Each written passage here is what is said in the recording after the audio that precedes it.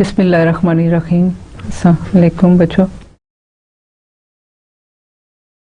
पिछले लेक्चर में हम लोगों ने कुछ पोलर कोऑर्डिनेट्स के हवाले से बात की। मैंने एक और तरीका आपको बताया था कि ग्राफिंग कैसे करते हैं कि आप पहले आर थीटा कार्टेशियन प्लेन में ग्राफ ड्रा करें और वहाँ से जो है वो उस ग्राफ को एज अ टेबल कंसीडर करने के बाद आप उसका ग्राफ जो है वो एक्चुअल ड्रा कर सकते हैं, जिसकी वजह से आपको कोई भी लूप्स या कोई डिम्पल्स वगैरह जो हैं वो आप नहीं कर सकते। उसके अलावा हमने ये बताया आपको कि क्योंकि आपके पोलर कोऑर्डिनेट्स जो हैं वो यूनिक नहीं होते, जिसकी वजह से बाज़ दफ़ा आपकी जो है वो एक डिसेप्टिव जो है पॉइंट्स आपको मिलते हैं कि आपको फील होता है कि जैसे ये पॉइंट जो है वो आपका कर्व पे लाई नहीं करता, लेकिन अगर आप उसको दूसरे कोऑर्डिनेट के साथ कंपेयर करते हैं तो जो हमने एक एग्जांपल की थी कि वो पॉइंट जो था वो आपका कर्व पे लाई कर रहा था। सो हम उसके करस्पॉन्डिंग जो है और पॉइंट्स को भी हमें देखना पड़ता है कि क्या वो पॉइंट जो हैं वो उस कर्व पे लाई करते हैं या नहीं करते। इसके अलावा हमने देखा कि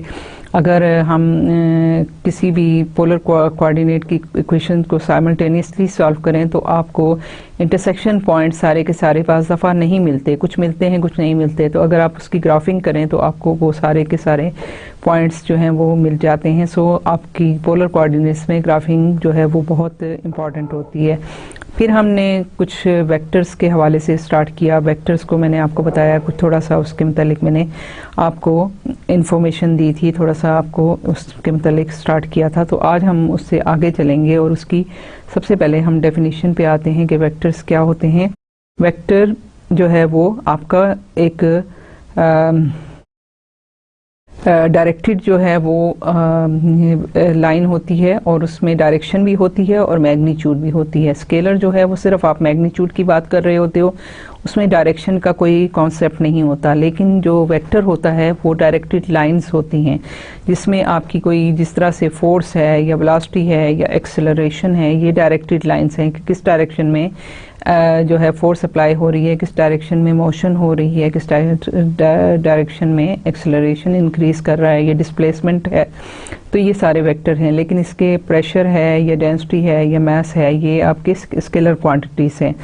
अब ये है कि वेक्टर की एडिशंस को हम देखते हैं, इनकी मल्टीप्लिकेशन कैसे होती है। वेक्टर ऑब्वियसली जब आप डायरेक्टेड है तो आपके कोऑर्डिनेट सिस्टम में इसके कंपोनेंट्स हैं। आपके कोई भी कोऑर्डिनेट सिस्टम हो, पोलर हो या आपका कार्टेशियन कोऑर्डिनेट हो, या जनरली हम कहते हैं कर्वीलिनियर कोऑर्डिनेट्स में इसके कंपोनेंट्स होते हैं। सो आप जो है इनकी एडिशंस और इनकी सब्ट्रैक्शन और इनकी मल्टीप्लिकेशन को हम देखते हैं कि कैसे होती है। अगर हमारे पास 3 डायमेंशनल स्पेस है, फॉर एग्जांपल आप देखिए कि आपके पास ये कोई जर्नल हम देख लेते हैं, बड़ा आसान है कोऑर्डिनेट सिस्टम। तो मैं राइट हैंड रूल यूज़ करूँगी हमेशा। एक्स वाई और जी कंपोनेंट्स हैं। तो आपके पास कोई भी पॉइंट है, यहाँ पे फर्ज करें ये पॉइंट है और इसमें आपके पास जो है वो आपके पास एक वेक्टर जो है वो यहाँ ओरिजिन से हम इस पे ड्रा करते हैं।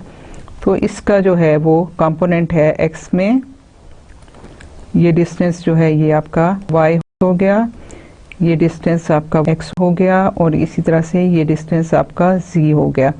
तो आपके पास हम इसको कहते हैं कि ये आपके पास जो वेक्टर u है, हम इसको हमेशा, मैंने आपसे कहा कि बोल्ड मैंने लिखा हुआ है, लेकिन जब आप राइटिंग करोगे तो इसके नीचे एक छोटी सी लाइन लगाओगे, ठीक है, कि ये लाइन शो करेगी कि ये आपका वेक्टर है, ठीक है। और जब डायरेक्टेड लाइन होगी, 2 पॉइंट्स के दरमियान होगी, तो ऑब्वियसली जिस पॉइंट से एक आपका इनिशियल पॉइंट होगा, एक आपका टर्मिनल पॉइंट होगा, तो इनिशियल से टर्मिनल पॉइंट की तरफ आप एरो के साथ जो है उसको शो करोगे। लेकिन जब वेक्टर की बात करोगे तो जस्ट एक लाइन भी आप लगा लेते हो तो वो वेक्टर को डिनोट करती है। और लेट अस से कि इसके कंपोनेंट्स जो हैं आपके पास वो हैं, वेक्टर के जो कंपोनेंट्स हैं वो u1 है, u2 है और u3 है। जब ये हमने कहा तो इसका मतलब ये है कि आपके ये वाला जो है ये u1 है, सॉरी ये आपका x लेंथ है, सो ये आपका u1 है, ये आपकी लेंथ y है तो ये u2 है, और ये आपकी जो है ये लेंथ z है तो ये u3 है। ये इसके 3 कंपोनेंट्स हैं। इसी तरह से कोई दूसरा वेक्टर ले लें, उसके कंपोनेंट्स आप देखेंगे तो वो आपके पास यहाँ पे ये भी ओरिजिन से जाएगा, ये आपका ओरिजिन है। इसके कोऑर्डिनेट्स अगर हम देखें तो वो 0 0 और 0 हैं। ठीक है, तो ये आपका जो है वो एक और वेक्टर है जिसके कंपोनेंट्स आपके पास v1 v2 और v3 हैं। और एग्जैक्टली उसी तरह से आप परपेंडिकुलर ड्रा करोगे इसमें xy प्लेन पे, आप परपेंडिकुलर ड्रा करोगे zy प्लेन में, और आप परपेंडिकुलर ड्रा करोगे xz प्लेन पे। और इससे आपके पास जो कंपोनेंट्स आएंगे इन तीन डायरेक्शंस में वो v1 v2 v3, ये आपका कंपोनेंट है वेक्टर का कंपोनेंट इन x में, x कंपोनेंट है, ये इसका y कंपोनेंट है, ये इसका z कंपोनेंट है। और ये आपके पास डायरेक्टेड है तो ये आपके पास एरो होगा, यहाँ पे भी एरो है। ठीक है, ये आपके दो वेक्टर्स हैं। तो अगर हमारे पास ये दो वेक्टर्स हैं और k कोई भी एक स्केलर है, then we can add these two vectors u plus v equal to u1 plus v1 corresponding. देखिए फर्स्ट जो है इसका फर्स्ट कंपोनेंट, ये ऑर्डर पेयर हैं, इनको आप चेंज नहीं कर सकते हो। ठीक है, आप जब इनकी ऑर्डर को चेंज करोगे तो ये वेक्टर चेंज हो जाएगा। सो आप इनका ऑर्डर नहीं चेंज कर सकते। और जब आप इनको ऐड करोगे तो इसका फर्स्ट कंपोनेंट v का फर्स्ट कंपोनेंट आप ऐड करोगे, सेकंड कंपोनेंट में सेकंड ऐड करोगे, थर्ड कंपोनेंट में थर्ड ऐड करोगे, तो आपकी वेक्टर एडिशन ऐसे होगी। ठीक है, आगे मैं आपको ज्योमेट्रिकली भी बताऊंगी कि किस तरह से होता है। ठीक है, और फिर इसके बाद आपके पास स्केलर मल्टीप्लिकेशन क्या है कि जब आप कोई भी स्केलर वैल्यू होगी, रियल नंबर है, ठीक है, कोई भी रियल नंबर है, पॉजिटिव हो सकता है, नेगेटिव हो सकता है, जीरो हो सकता है, जब इसको आप मल्टीप्लाई करते हो किसी भी वेक्टर के साथ तो इसके तमाम कंपोनेंट्स को आप k से मल्टीप्लाई करोगे। सो इसका वेक्टर का हर कंपोनेंट जो है उसी के हिसाब से उसकी वैल्यू जो है वो इंक्रीज या डिक्रीज होगी। ठीक है, लेकिन यह है कि इसमें नेगेटिव से अब यहाँ पे ये है कि वैल्यू जो है वो ये नहीं होगा कि आपका जो वेक्टर है वो स्क्वीज हो जाए। वेक्टर की अगर नेगेटिव होगा तो वेक्टर जो है उसकी मैग्नीट्यूड, आपकी मैग्नीट्यूड जो वेक्टर की है वो इन्हीं कंपोनेंट से आएगी। लेकिन ये है कि होगा क्या कि उसकी डायरेक्शन चेंज हो जाएगी। ये भी मैं आपको आगे एक्सप्लेन करूँगी। ज्योमेट्रिक एडिशन क्या है कि हम एक इसको पैरेललोग्राम लॉ कहते हैं कि आप let us consider two non zero vectors v1 v2, जैसे अभी हमने लिया था, दो वेक्टर्स ले लें, they can be added geometrically by drawing a representative of v1। उसमें क्या है कि अगर हमारे पास लेट अस से कि ये ओरिजिन ले लें, ठीक है, इसमें हमारे पास एक वेक्टर ले लें, ये v1 है, ठीक है, दूसरा कोई भी वेक्टर होगा जो इसी से हमने v2 लिया, तो हम क्या करेंगे कि हम उसको ऐड करेंगे ज्योमेट्रिकली। ये आपका v1 है, दूसरा v2 है, तो हम ऐड क्या करेंगे, इसका रिप्रेजेंटेटिव। मैंने पहले आपको पिछले लेक्चर में बताया था कि जो जितने भी वेक्टर्स हैं अगर if they are parallel and their magnitudes are equal तो वो दे आर इक्वल। ठीक है, those vectors are equal. So हम इस v का रिप्रेजेंटेटिव कैसे ले सकते हैं कि इसी के पैरेलल, इसी की मैग्नीट्यूड के बराबर एक हम वेक्टर ले लेते हैं और जो कि इसकी जो है वो हेड के साथ हम इसकी टेल को मिलाते हैं कि आपका वेक्टर इसके पैरेलल ये है। ठीक है, ये आपका रिप्रेजेंटेटिव है, इसको मैं v2 कह, ये भी v2 है। ऑब्वियसली मैंने आपसे कहा कि वेक्टर बराबर हैं। अब इसका देखिए हेड है, इसकी टेल कंबाइन हुई और आगे हेड है। जब हम इसको कंबाइन करेंगे तो ये इसके भी एरो इस साइड पे होगा। And now this is v1 plus v2। ठीक है, तो ये आपके जो है दोनों वेक्टर्स ऐड हुए हैं, v1 ऐड हुआ है v2 के में, और इसी तरह से अगर इसके अलावा आप दूसरा काम भी कर सकते हो ना, जरूरी तो नहीं है कि आप v1 के साथ, आपके पास v2 है, v2 के साथ आप v1 का रिप्रेजेंटेटिव मिला लो। ठीक है, v1 का रिप्रेजेंटेटिव क्या होगा, इसी के पैरेलल इसी मैग्नीट्यूड का वेक्टर आप इसका रिप्रेजेंटेटिव जब मिलाएंगे तो आपके पास जो है यहाँ से ये जो है इसी के पैरेलल, इसके पैरेलल ये वाला दूसरा है, ये v1 है। ठीक है, तो क्या है, ये डायगोनल है, ये आपकी एक पैरेललोग्राम है। ठीक है, ये दो साइड्स पैरेलल हैं, ये दो साइड्स पैरेलल हैं, ये डायगोनल है। सो आपके पास जो है ये पैरेललोग्राम लॉ इसीलिए कहलाता है कि v2 प्लस v1 या v1 प्लस v2, हम बाद में देखेंगे कि ये दोनों जो हैं वो इक्वल होते हैं, so this is the diagonal. तो इसलिए हम इसको पैरेललोग्राम लॉ कहते हैं कि एक पैरेललोग्राम का डायगोनल जो है वो आपके दो वेक्टर्स को जब ऐड करते हैं तो आपको मिलता है। सो आपके पास क्या है कि two non zero vectors v1 v2 can be added geometrically by drawing a representative of v1 से ab। इसका रिप्रेजेंटेटिव v1 का अगर हम इसको a कह देते हैं, ठीक है, ये b है, तो हम इसका रिप्रेजेंटेटिव तो v1 से from a to b and then a representative of v2 starting from the terminal point of, ये टर्मिनल पॉइंट है, ठीक है, इसका हेड जो है वो टर्मिनल पॉइंट भी कहलाता है, ये इसका इनिशियल पॉइंट है, ये टर्मिनल पॉइंट है और ये टेल भी है। तो टेल को और टर्मिनल पॉइंट को जब कंबाइन किया तो हमारे पास ये वैल्यू आ गई, तो हमारे पास ए वेक्टर्स हो गए। सो अगर v1 जो है वो हमने ये दिखाया आपको कि आपके पास ये v1 है और ये वेक्टर है ab।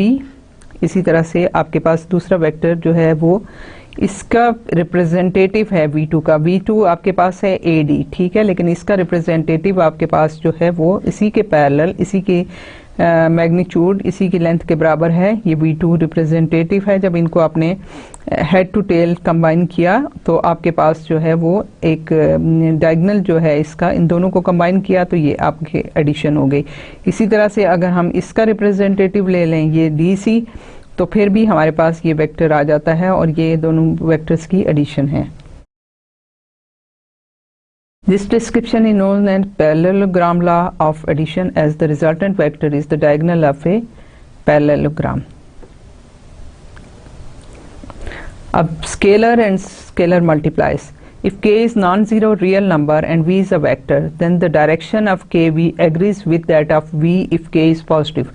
ठीक है कि अगर आपके पास k पॉजिटिव है तो k v जो है आपके पास कोई भी v वेक्टर है, ठीक है, इसके कंपोनेंट्स हैं v1 v2 v3, ठीक है। तो अगर ये और ये वेक्टर कोई भी हम ले लें यहाँ से, इसका इनिशियल पॉइंट से टर्मिनल पॉइंट, ये आपका v वेक्टर है, तो जब हम इसको k से मल्टीप्लाई करेंगे तो वो भी हमारा उसी तरह से इसी के पैरेलल जो है वो हमें k v वेक्टर मिलेगा अगर इनकी वैल्यू कोई भी पॉजिटिव वैल्यू है, ठीक है। 1 होगा तो वही सेम मैग्नीट्यूड होगी, पैरेलल वेक्टर होगा। अगर 1 से ग्रेटर होगा तो इससे लेंथ बड़ी होगी, अगर 1 से लेस होगा तो ऑब्वियसली थोड़ा सा इससे लेंथ छोटी होगी और ये आपकी जो है वेक्टर्स जो हैं, अगर k पॉजिटिव है। लेकिन अगर k नेगेटिव है तो देन क्या है कि आपकी डायरेक्शन उसके अपोजिट हो जाएगी। जब आपका वेक्टर इस डायरेक्शन में है v, तो v अगर इस डायरेक्शन में है तो अब k अगर नेगेटिव है तो इसके पैरेलल होगा बट इन अपोजिट डायरेक्शन, ठीक है, और इसकी लेंथ ऑब्वियसली k पे डिपेंड करेगी कि उसका क्या लेंथ है, ठीक है। Since real number work like scaling factors and are called scalars and kv are called scalar multiples of v, ठीक है। if kv is equal to, अब ये आपका 2 डायमेंशनल, पिछली दफ़ा हमने किया कि 3 डायमेंशन, एग्जैक्टली आप इसमें एक और a b और c डाल के आप इसकी 3rd डायमेंशन को ऐड कर सकते हैं, या अगर 3rd डायमेंशन है तो उसकी 3rd डायमेंशन जो है वो आप रिमूव करें तो आपको 2 डायमेंशनल या प्लेन में वेक्टर मिलेगा।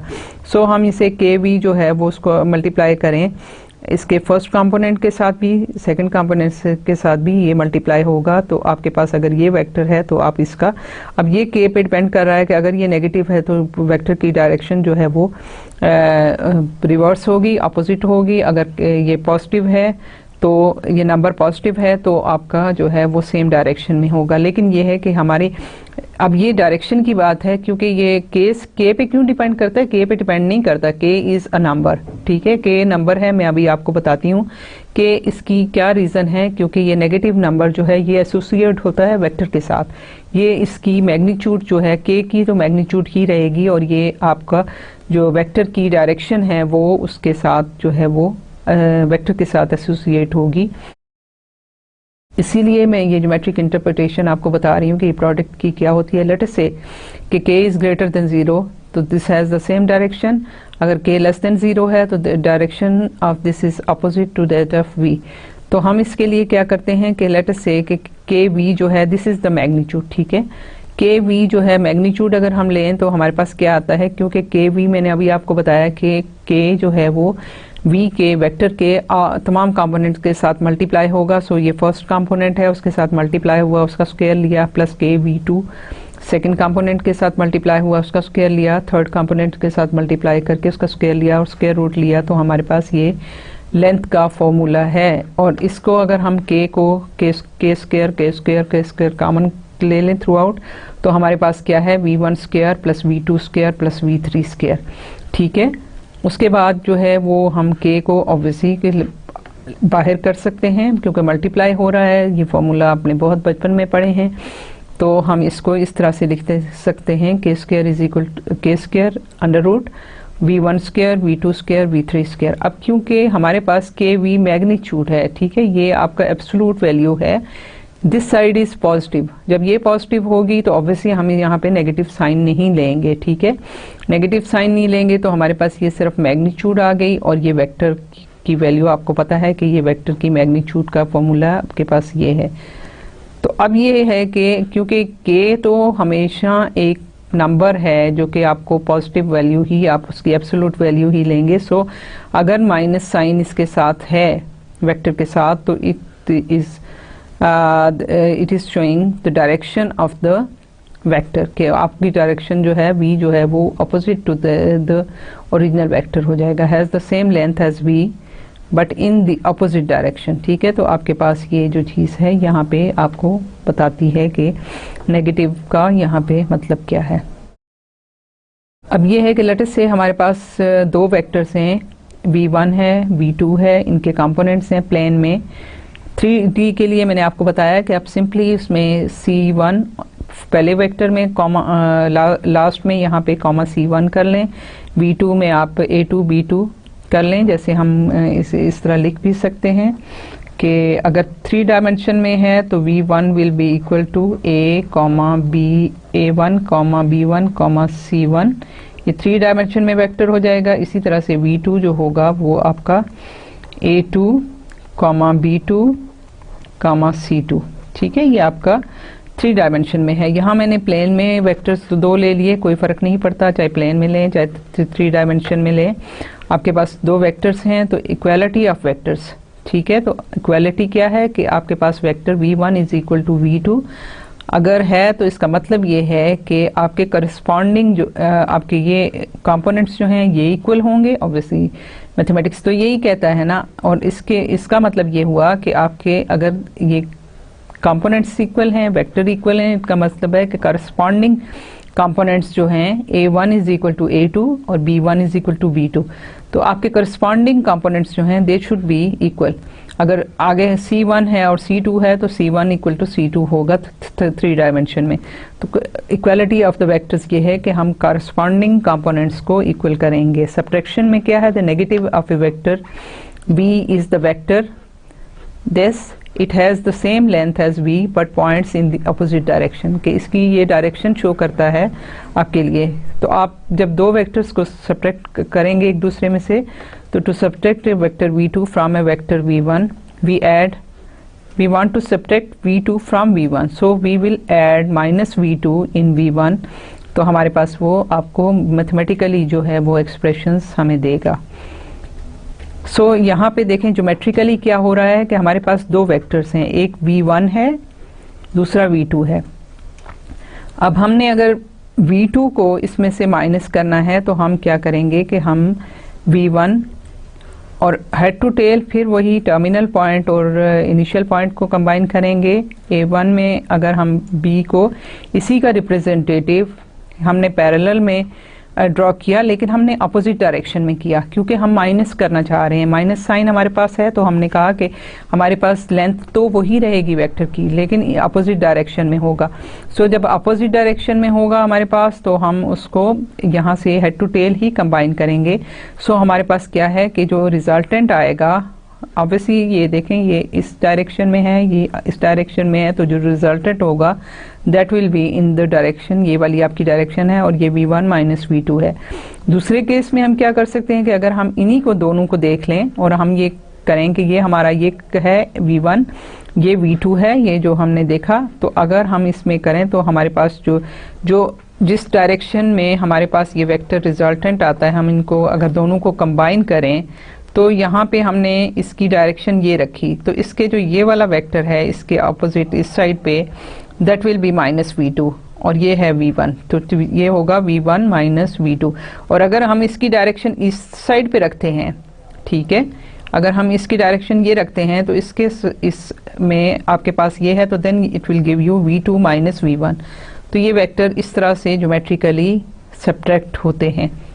आई होप कि आपको समझ आ गई होगी कि ये किस तरह से है। आप देखिए कि इसकी डायरेक्शन, एक तो ये है कि इसका रिप्रेजेंटेटिव आपने ड्रा किया, दूसरा ये है कि बगैर रिप्रेजेंटेटिव ड्रा करने के आप उन्हीं को कंबाइन करते हैं और वो जिस डायरेक्शन में इसका टर्मिनल पॉइंट है उसके अपोजिट जो आपके पास इस साइड पे इसके साथ जो कंबाइन हो रहा है हेड टू टेल, इसके साथ ये आप माइनस साइन लगाते हैं। सो मैंने आपको बताया कि इसकी जो डायरेक्शन अगर ये आप रखेंगे तो ये फिर V2 माइनस V1 हो जाएगा। तो हम इस तरह से सब्ट्रैक्शन करते हैं और मैथमेटिकली तो सिंपल बात है कि आपने जिसमें से जो करना है उसी तरह करस्पॉन्डिंग पॉइंट्स को, करस्पॉन्डिंग कंपोनेंट्स को आप माइनस कर देंगे उसमें से, तो आपको मैथमेटिकली जो है वो रिजल्टेंट वेक्टर मिल जाएगा। अब ये एग्जांपल है कि add vectors given by V1 is equal to 2 minus 4, V2 is equal to 5 3। जब हम इन्हें ऐड करेंगे तो हमें करस्पॉन्डिंग पॉइंट्स को ऐड करना है। तो V1 plus V2 is equal to 2 minus 4 plus 5 comma 3। So आपके पास जब आप ऐड करेंगे तो करस्पॉन्डिंग एलिमेंट्स को आप ऐड करें। So you will get 2 plus 5 minus 4 plus 3। So 2 plus 5 7 है, माइनस 4 प्लस 3 माइनस 1 है। इसी तरह आपकी एक और एग्जांपल है कि आपने सब्ट्रैक्ट करना है V1 फ्रॉम V2। ठीक है, आपने V1 को V2 से सब्ट्रैक्ट करना है, तो आप क्या करेंगे V2 माइनस V1। सो आपके करस्पॉन्डिंग कंपोनेंट्स जो हैं वो माइनस होंगे। सो हम लिखते हैं 6, 2 माइनस 3, माइनस 5। सो आपके करस्पॉन्डिंग एलिमेंट क्या है 6 माइनस 3 और फिर 2 माइनस 5। सो हमारे पास 6 माइनस 3 जो है वो 3 आता है, 2 माइनस माइनस प्लस हो गया, तो 2 प्लस 5 जो है वो 7 हो गया। फिर हमने A vector from point P1 to P2। मैंने आपसे कहा कि वेक्टर जो है वो आपका पॉइंट P1 से P2 है। कोई भी वेक्टर आप ले लें, ये आपका P1 से P2 होगा। तो ऑब्वियसली जो आपका टर्मिनल पॉइंट है, आप हमेशा जब भी वेक्टर बनाएंगे तो टर्मिनल पॉइंट माइनस P1 करेंगे। सो आपके पास क्या आएगा P1 P2, तो आपके पास P2 माइनस P1। सो 5, 1 माइनस 3, 4, तो उसमें आपको 5 माइनस 3 और 1 माइनस 4 मिलेगा, दैट इज 2, माइनस 3। तो ये आपके पास जो है वेक्टर जो है वो इसकी कंपोनेंट्स के आ गए। अब ये है कि ये प्रॉपर्टीज़ हैं वेक्टर्स की कि अगर आपके पास कोई भी 3 वेक्टर डिफरेंट हैं, U, V और W हैं, और स्केलर आपके पास कोई भी 2 स्केलर्स हैं, रियल नंबर हैं, कोई भी आपके पास वैल्यूज़ हो सकती हैं, तो आप क्या करते हैं कि आपके पास ये जो है ये आपका U plus V is equal to V plus U, कि आप इसका ऑर्डर चेंज करें 2 वेक्टर्स को ऐड करते हुए, चाहे एक को पहले, वो मैंने आपको पैरेललोग्राम में भी बताया था कि चाहे आप V2 प्लस V1 करें या V1 प्लस V2 करें, आपको सेम डायगोनल जो है वो मिलता है और सेम V1 प्लस V2 ही आपको मिलता है। सो इसी तरह से यहाँ पे अगर आप ऑर्डर चेंज करेंगे, क्योंकि इनके जो कंपोनेंट्स हैं, कि अगर आपके पास U के कंपोनेंट्स हैं U1, U2, U3, let us से 3 डायमेंशनल ये वेक्टर है। इसी तरह से V के कंपोनेंट्स हैं V1, V2, V3। तो फिर क्या है कि U प्लस V ये आपको देता है, हमने करस्पॉन्डिंग एलिमेंट्स को ऐड करना है, तो U1 plus V1, U2 plus V2, U3 plus V3। अब क्योंकि ये तो रियल नंबर्स हैं, ठीक है, ये आपके रियल नंबर्स हैं, स्केलर्स हैं, इससे फ़र्क तो कोई नहीं पड़ता कि वेक्टर्स तो ये थे, लेकिन ये आपके नंबर्स हैं। सो you can right v1 plus u1, v2 plus u2 और v3 प्लस u3। ठीक है, हम ऐसे लिख सकते हैं ना। तो अब हमने ये किया कि इसको हम लिख सकते हैं v1, v2, v3 और ये ऐड करें u1, u2, u3। तो ये आपके पास आ गया v प्लस u। ठीक है, सो आपकी ऑर्डर वेक्टर्स की एडिशन में आप चाहे u प्लस v करें या v प्लस u करेंगे तो आपको कोई डिफरेंस नहीं मिलेगा, सेम होगा। ये इसकी उस पे ऑपरेशन है। इसी तरह डिस्ट्रीब्यूटिव लॉ है कि u प्लस v, ठीक है, इन दो को पहले ऐड कर लें, प्लस w को ऐड करें या v और w को ऐड करें और उसमें u को ऐड करें, आपको कोई फ़र्क नहीं पड़ेगा एडिशन में। इस तरह से कंपोनेंट्स, क्योंकि कंपोनेंट्स सारे स्केलर हैं, इसी तरह से हम इसको भी कर सकते हैं।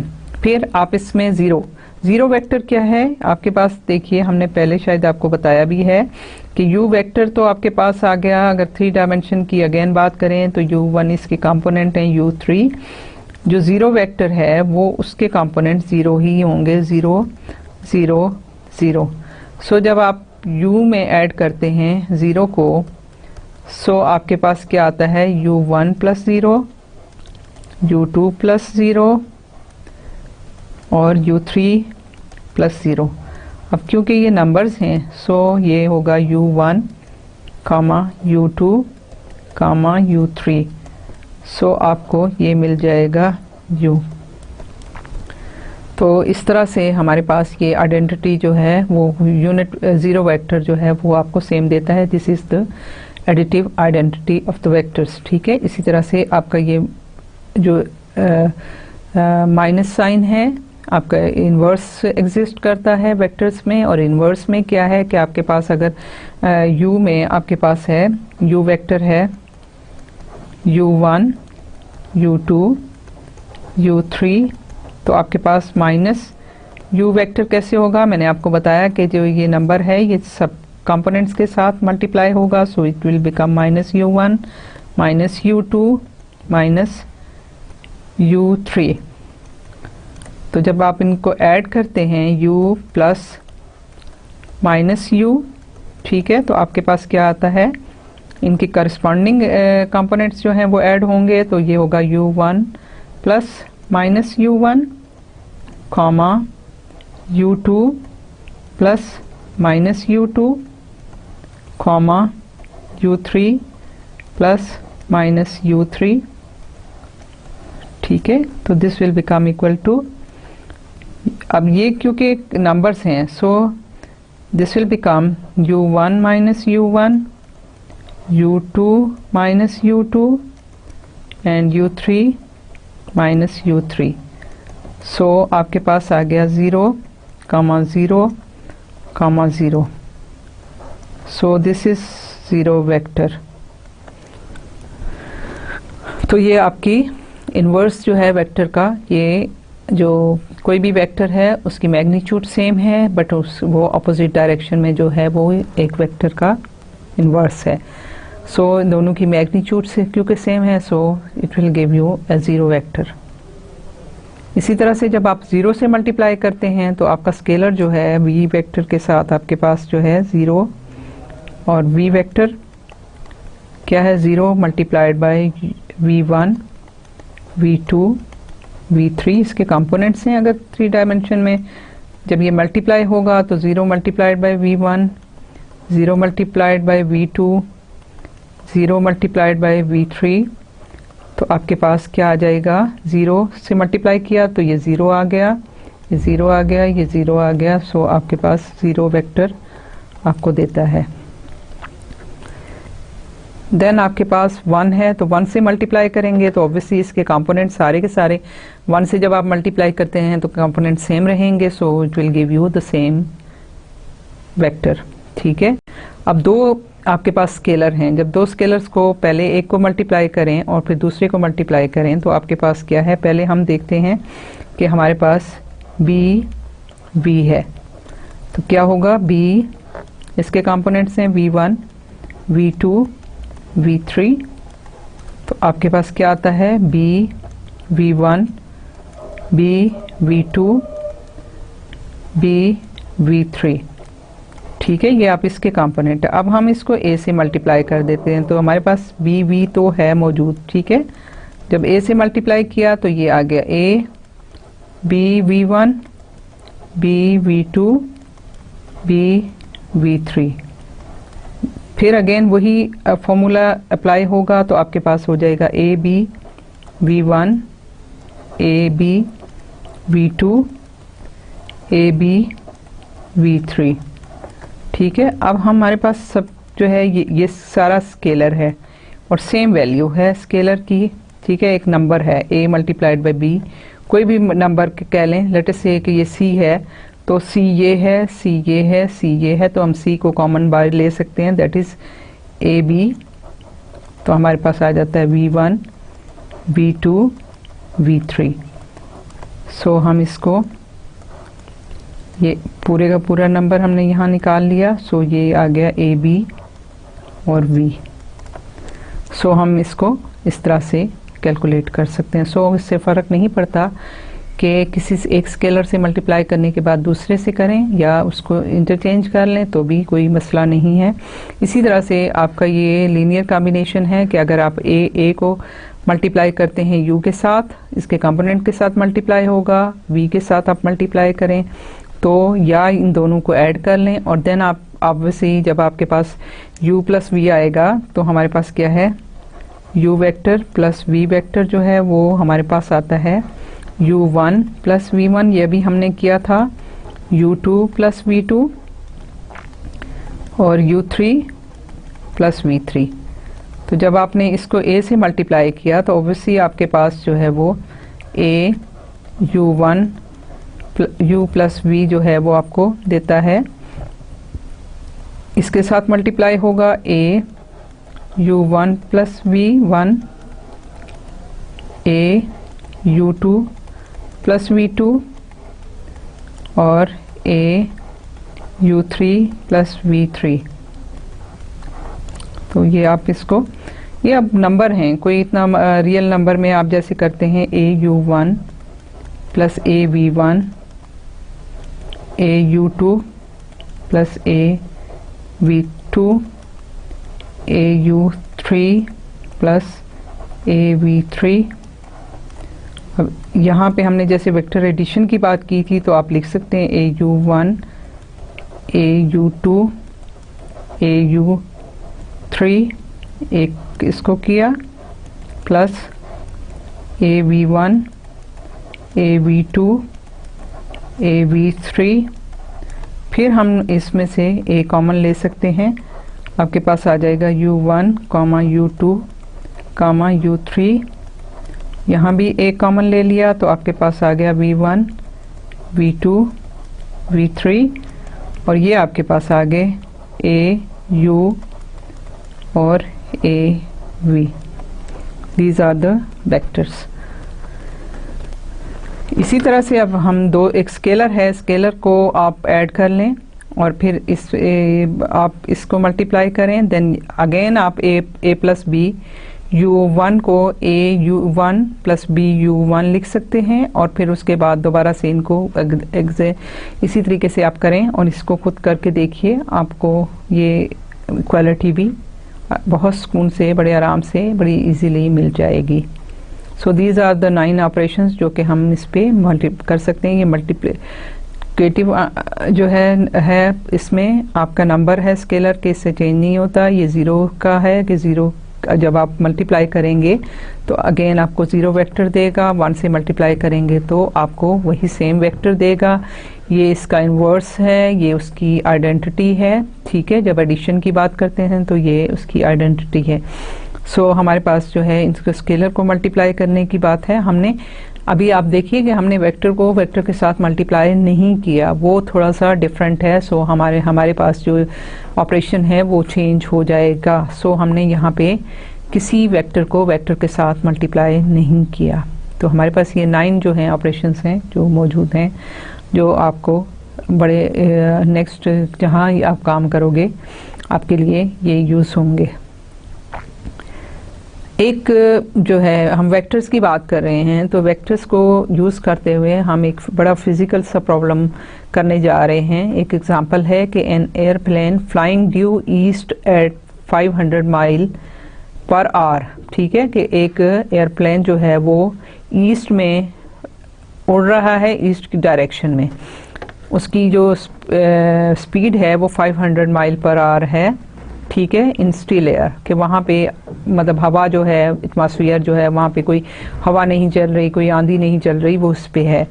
Encounter 70 mile per hour tail wind blowing in the direction 60 degree north of east, कि उसको रास्ते में कहीं पे हवा मिलती है जो कि 70 माइल पर आवर उसकी टेल विंड जो है, टेल पे जो है उसको 60 डिग्री नॉर्थ ऑफ ईस्ट, ठीक है, नॉर्थ ईस्ट में वो डायरेक्शन है। तो द एयरप्लेन होल्ड्स इस कंपस हेडिंग ड्यू ईस्ट, ठीक है, कि वो अपना जो है वो कैंपस जो है कंपास जो है उसका वो बेसिकली वो ईस्ट की तरफ जा रहा है और वो अपना कंपास जो है वो उसी डायरेक्शन में रखता है।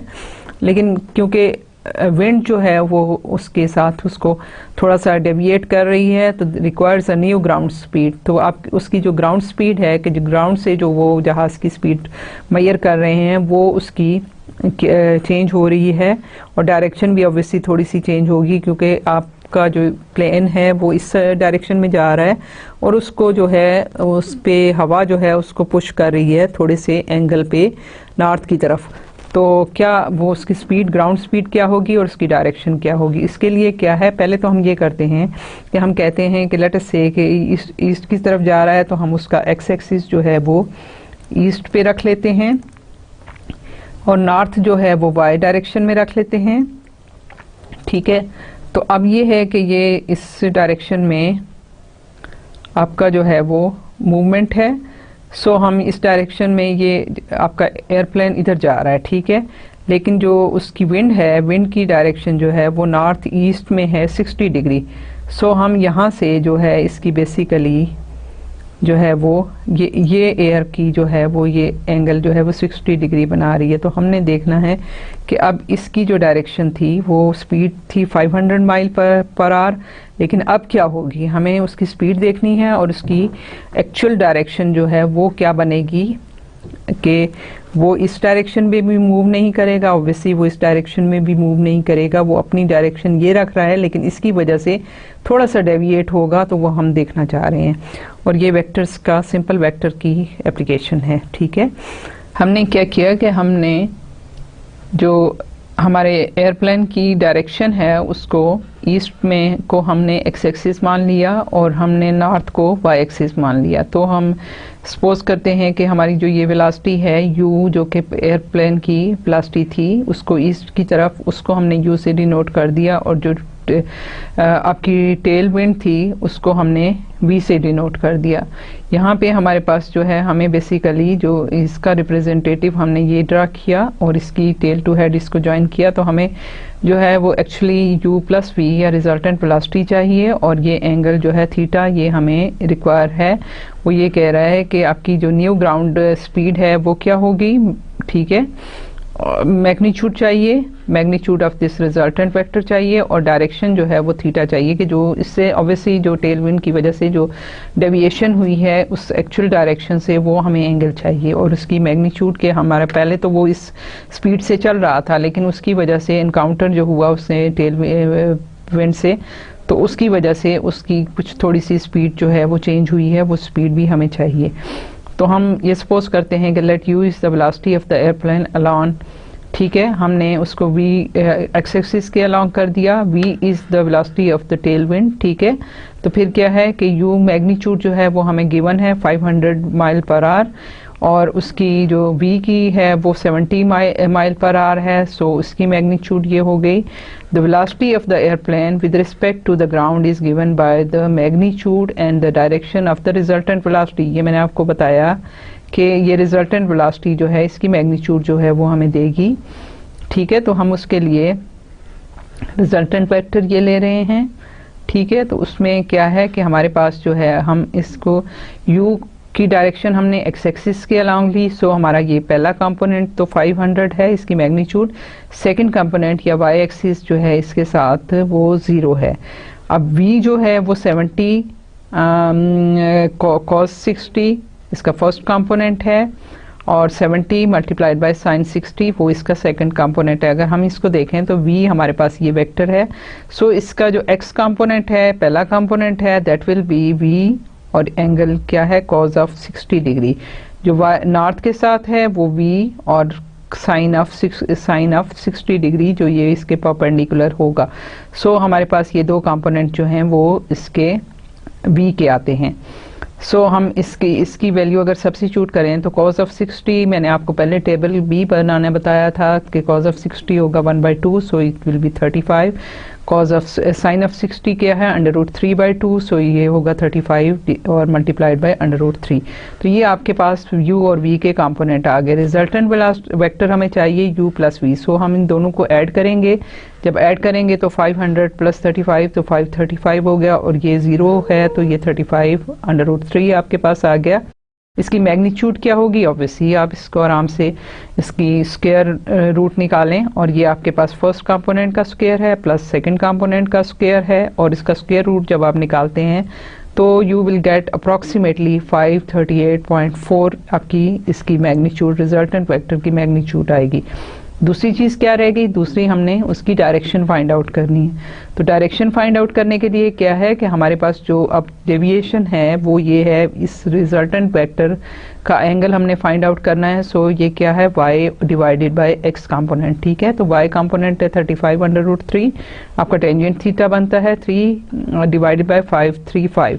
सो आपके पास टेंजेंट थीटा जो ये आता है, सो हम यहाँ पे ये डायरेक्शन के लिए हमें थीटा फाइंड आउट करना है। सो यहाँ से theta is equal to 10 inverse of 35 √3 by this. तो अगर इसको आप कैलकुलेट करें कैलकुलेटर से तो ये तकरीबन 6.5 डिग्री बनता है। सो हमें क्या पता चला कि हमारी जो थी वो अब स्पीड जो है वो 500 माइल पर आवर के बजाय 538.4 माइल पर आवर हो गई, चेंज हो गई, थोड़ी इंक्रीज कर गई। और एंगल जो है अब वो ईस्ट के बजाय उसके ईस्ट से 6.5 डिग्री जो है डेविएट करके जा रहा है। सो ऑब्वियसली जब आपने डेस्टिनेशन पे पहुंचना होता है तो आपको अपना कंपास जो है थोड़ा सा उसको डायरेक्शन थोड़ी सी चेंज करेंगे तो तब जाके आप डेस्टिनेशन पे पहुंचेंगे। सो आपको प्रेशर लगा के अपना जो कंपास है वो दूसरा 6.5 डिग्री डाउनवर्ड की करना चाहिए, साउथ ईस्ट की तरफ आपको थोड़ा सा अपना कंपास रखना पड़ेगा तो ताकि आप उस पे जाके अपने डेस्टिनेशन पे पहुंचें। So a vector v of length 1 is called a unit vector, ठीक है। कि अगर वेक्टर की मैग्नीट्यूड जो है वो 1 हो, किसी भी वेक्टर की मैग्नीट्यूड अगर 1 हो तो उसको हम यूनिट वेक्टर कहते हैं, ठीक है। The standard unit vectors are, ठीक है, आई हम शो करते हैं। अगर आप जब राइटिंग करेंगे तो उसमें आप आई को स्मॉल आई होगा, इसके ऊपर एक हैट लगाते हैं नॉर्मली, ये हमारा तरीकाकार होता है। इसी तरह से जे है, स्मॉल जे होगा, इसके ऊपर हैट होगा, के होगा, तो ये हैट होगा। ये हमारे यूनिट वेक्टर कहलाते हैं। जो पहला वाला है अगर आप इसको देखो तो मैं एक्स एक्सिस ये कोऑर्डिनेट सिस्टम ड्रा करती हूँ,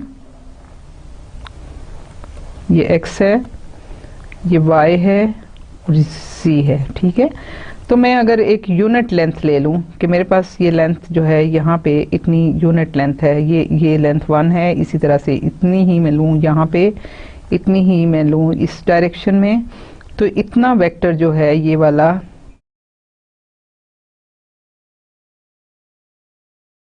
थोड़ा सा मैं इसको मोटा कर दूं ताकि ये आपको ये वेक्टर है, ठीक है।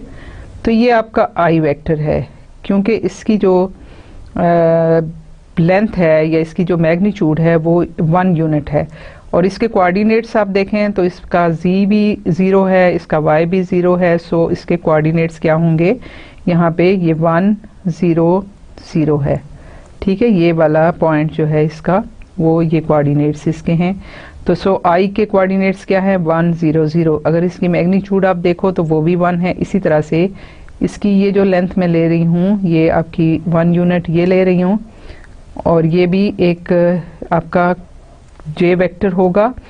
और इसके कोऑर्डिनेट्स क्या हैं कि अब y की लेंथ इधर 1 है, लेकिन ये x 0 पे है और y 0 पे है। ये इसके कोऑर्डिनेट्स जो हैं वो अगर 0 0 0 है, ठीक है, ये ओरिजिन है, ये इसके कोऑर्डिनेट्स 0 0 है। सो इसकी कोऑर्डिनेट्स क्या होंगे, 0 1 0 है। सिमिलरली मैं अगर इस ये वाले वेक्टर ले लूँ जो कि थोड़ा सा बोल्ड करते हैं, तो ये आपका k वेक्टर है, ठीक है, और इसके कोऑर्डिनेट्स क्या होंगे, अब आपके पास x कोऑर्डिनेट भी 0 है, y कोऑर्डिनेट भी 0 है, z कोऑर्डिनेट 1 है।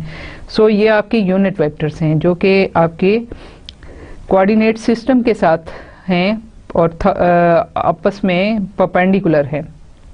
आपका x जो है y के z के परपेंडिकुलर है, y जो है वो x और z के परपेंडिकुलर है, इसी तरह z जो है वो आपका x और y के परपेंडिकुलर है कि they are making angle 90 with each other, ठीक है।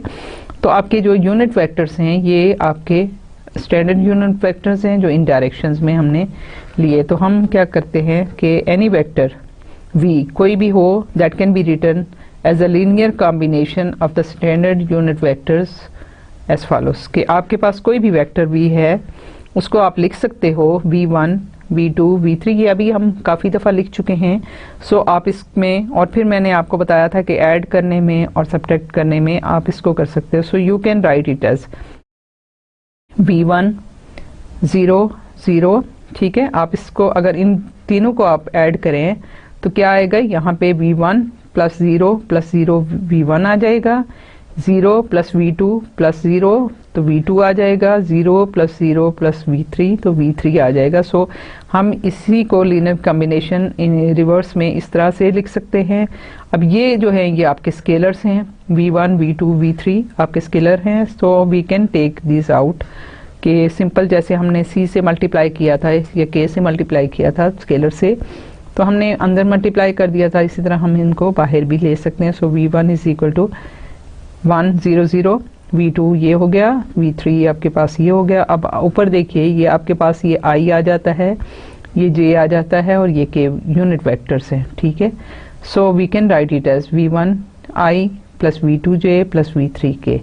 अब क्योंकि हमने अभी तो मैंने आपको सिंपल एग्जांपल बता दी कि ये कोऑर्डिनेट सिस्टम्स जो हैं मैंने कार्टेशियन कोऑर्डिनेट बना दिया, म्यूचुअली परपेंडिकुलर कर दिया। हो सकता है हम कोई भी जनरल वेक्टर लें और उसकी डायरेक्शंस जो हैं म्यूचुअली परपेंडिकुलर लें, not along x y z axis, कोई भी ले लें जो कि म्यूचुअली परपेंडिकुलर हैं, तो हम उनको जो है कंपोनेंट्स को हम कहेंगे v1 जो है इन i कंपोनेंट है, ठीक है, ऑफ द वेक्टर v।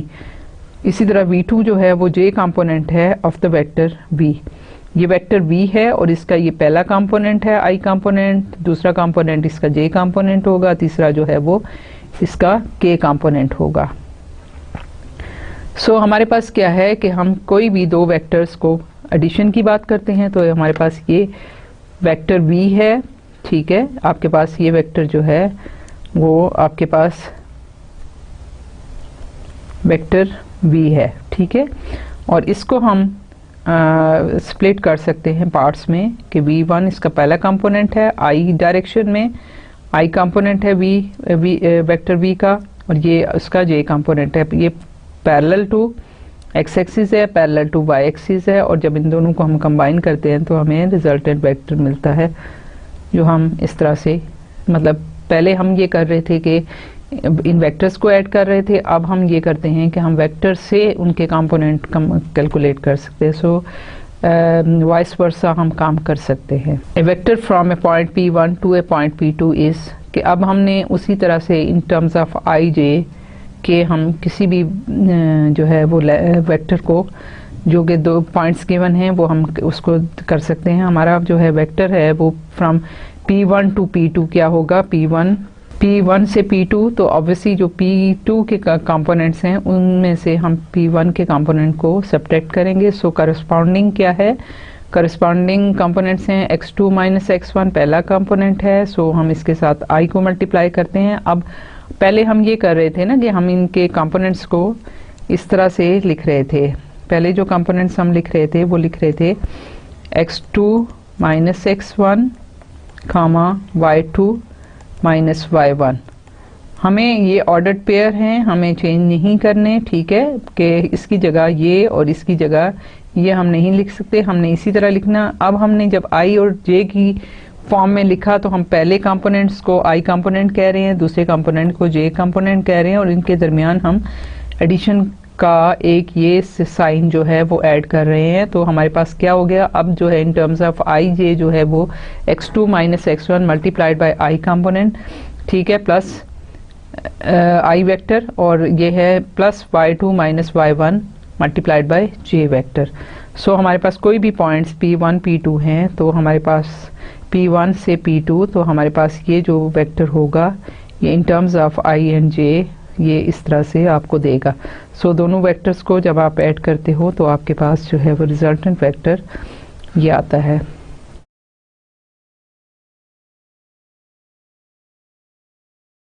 जब भी आपके पास देखिए कि वेक्टर की जब आपके पास नॉन ज़ीरो होगा, ठीक है, आपके पास वेक्टर जब नॉन ज़ीरो होगा तो ऑब्वियसली उसकी लेंथ होगी, और लेंथ ऑब्वियसली जब लेंथ होगी तो इट मीन्स कि उसकी वो ज़ीरो नहीं होगी। ज़ीरो होगा तो वो तो उसकी लेंथ नहीं है, डायरेक्शन भी आपको नहीं मिल रही, सिंपल ज़ीरो है।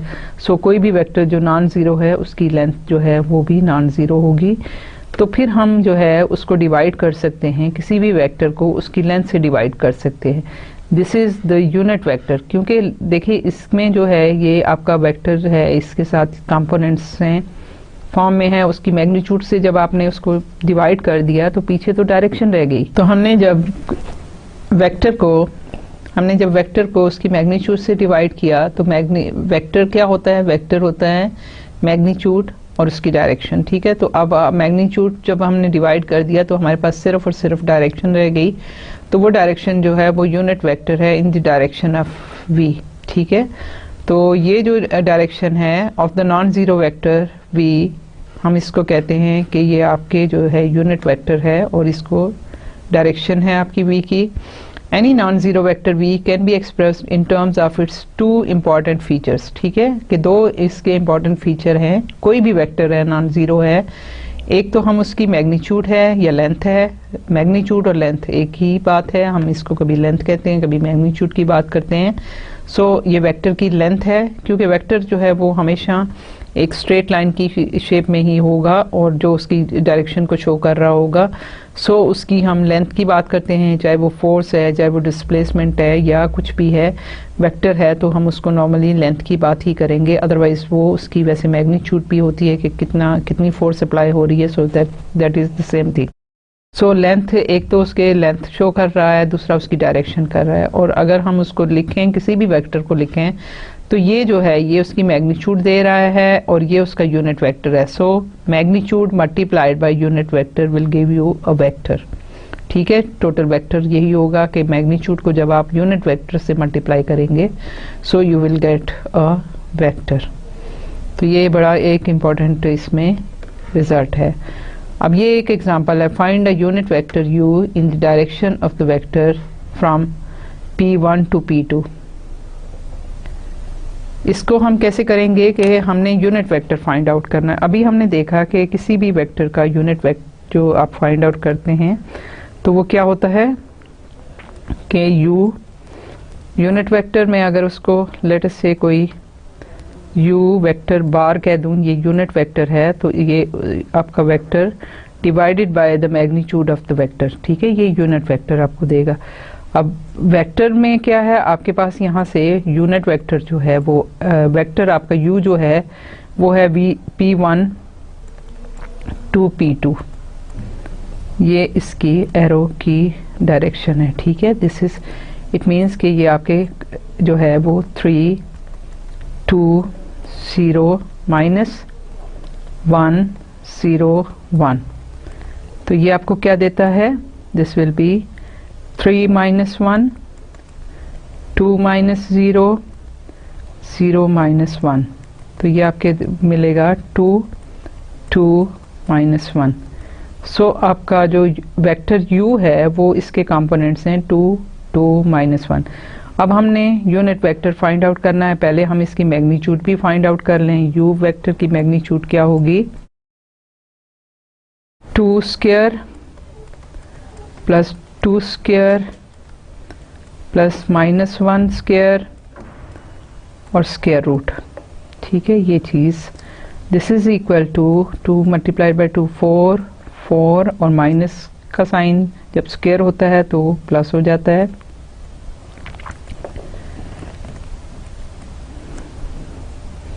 जब आप यहाँ पे इसको ऐड करें तो 4 + 4 8 + 1 9, तो आपका 9 स्क्वायर रूट होगा। क्योंकि ये लेंथ है हम इसका माइनस साइन जो है वो डिस्कार्ड कर देंगे और it will become equal to 3। Magnitude 3 है, आपके पास यूनिट वेक्टर जो आ जाएगा वो that will be equal to u unit vector, u vector divided by the length of u vector. This will give you आपका वेक्टर की क्या वैल्यू है, that is 2 2 -1 divided by the magnitude of the length of the vector, that is 3। तो ये आपके पास आ जाएगा 2/3 -1/3। ये आपके पास यूनिट वेक्टर आ गया। ठीक है, ये आपका यूनिट वेक्टर है u का। इसको हम इक्विवेलेंटली हम लिख सकते हैं, जो अभी हमने आपको बताया है कि इसको आप लिख सकते हैं 2 3 i plus 2 3 j plus -1/3 k। This is the unit vector in the direction of u। ठीक है, ये आपका यूनिट वेक्टर है in the direction of u। हम इसको आराम से ऐसे कैलकुलेट कर सकते हैं। एक बात बचा मैं आपको बताऊं कि मैं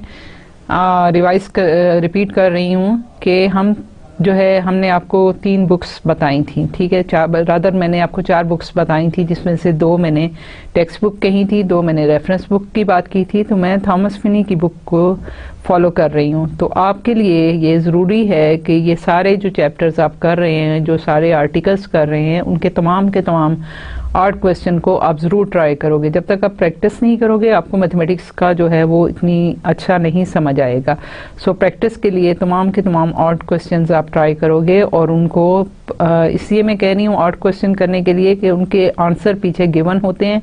जब आप प्रैक्टिस करोगे और आप उसको मैच करने की कोशिश करोगे, तो जब आपको रिजल्ट मिलेंगे और वो सही होंगे तो आपको एक कॉन्फिडेंस आएगा कि आप काम सही कर रहे हो। अगर नहीं मिलेंगे तो ऑब्वियसली आपको अपनी गलतियों का पता चलना चाहिए और आप उसको ठीक करेंगे। आपका ये काम है ज़रूरी कि आपने हर लेक्चर के बाद इसको ज़रूर लाजमी तौर पे हर ऑड क्वेश्चन को प्रैक्टिस करना है। हमने यहाँ पे ये किया, इनकी प्रैक्टिस जो है वो आप इसके करस्पॉन्डिंग जो एक्सरसाइजेज हैं उनको साथ जो है वो आपने इनको प्रैक्टिस करना है। मैंने आपको तरीका बता रही हूँ, सिंपल एक 2 एग्जांपल, क्योंकि हमारे पास ऑब्वियसली यहाँ पे इतना ज़्यादा टाइम होता नहीं है। मैं आपको एक दो एग्जांपल्स ही हर आर्टिकल के हवाले से करा सकती हूँ। इसके अलावा फिर एक और एग्जांपल है कि let v is equal to 3i unit vector है, i -4j यूनिट वेक्टर है। तो वेक्टर आपका जो है वो 3, -4 कह लें या 3i -4j कह लें। Is a velocity vector. Express v as a product of its speed times a unit vector in the direction of motion. ठीक है, कि हमने इस वेक्टर को इन टर्म्स ऑफ, ठीक है, इसकी स्पीड के साथ इसके यूनिट वेक्टर को मल्टीप्लाई करना। मैंने आपसे यही कहा कि हर वेक्टर की 2 जो है फीचर्स होते हैं, एक उसकी मैग्नीट्यूड होती है और एक उसकी डायरेक्शन होती है। डायरेक्शन हम यूनिट वेक्टर से शो करेंगे और मैग्नीट्यूड ऑब्वियसली उसकी मैग्नीट्यूड हम एक स्केलर क्वांटिटी होगी जो कि हम शो करेंगे। हम क्या करते हैं, हमारे पास वेक्टर जो है गिवन है, ठीक है, 3i -4j यूनिट वेक्टर्स हैं। हमने क्या करना है कि हमने इसका यूनिट वेक्टर पहले चलें फाइंड आउट। यूनिट वेक्टर इसका क्या होगा, वो होगा v, दिस इज, मैं इसको यूनिट वेक्टर इसका जो है इसको मैं इस तरह से शो कर देती हूँ, और मैग्नीट्यूड ऑब्वियसली मेरे पास क्या है, v बार है। ठीक है, ये मैग्नीट्यूड हमें कैसे मिलेगी, मैग्नीट्यूड हमें मिलेगी, आपके पास ये है, इसी को अगर आप इस तरह से आपको कंफ्यूज होते हैं तो ऐसे भी लिख सकते हैं। दोनों केसेस में क्या है कि आपने ये कंपोनेंट स्क्वायर लेना है, ये कंपोनेंट स्क्वायर लेना है और फिर उसको स्क्वायर रूट ले लेना है। सो आपके पास क्या होगा 3 square plus minus 4 square square root. तो ये आपके पास हो गया 3 3 ज़ार 9 प्लस 4 4 ज़ार 16, ये आपके पास हो गया 25 स्क्वायर रूट। क्योंकि लेंथ है तो हम माइनस साइन को डिस्कार्ड करते हैं तो हमारे पास 5 आता है। So length of the vector जो है वो आपके पास ये आ गई, या मैग्नीट्यूड ऑफ द वेक्टर ये आ गई। सो हमारे पास यूनिट वेक्टर क्या आएगा, v is equal to v vector divided by magnitude of the vector. So this will become equal to vector क्या है 3i minus 4j divided by 5। ठीक है, तो this will become equal to 3/5 i minus 4/5 j। ये आपका unit vector है in the direction of v। ये आपका यूनिट वेक्टर है in the direction of vector velocity vector v। Magnitude आपके पास ये है। सो हमने क्या करना है, हमें कहा गया है कि find express v as the product of its speed times a unit vector. Speed क्या है, इसकी मैग्नीट्यूड है जो कि 5 है।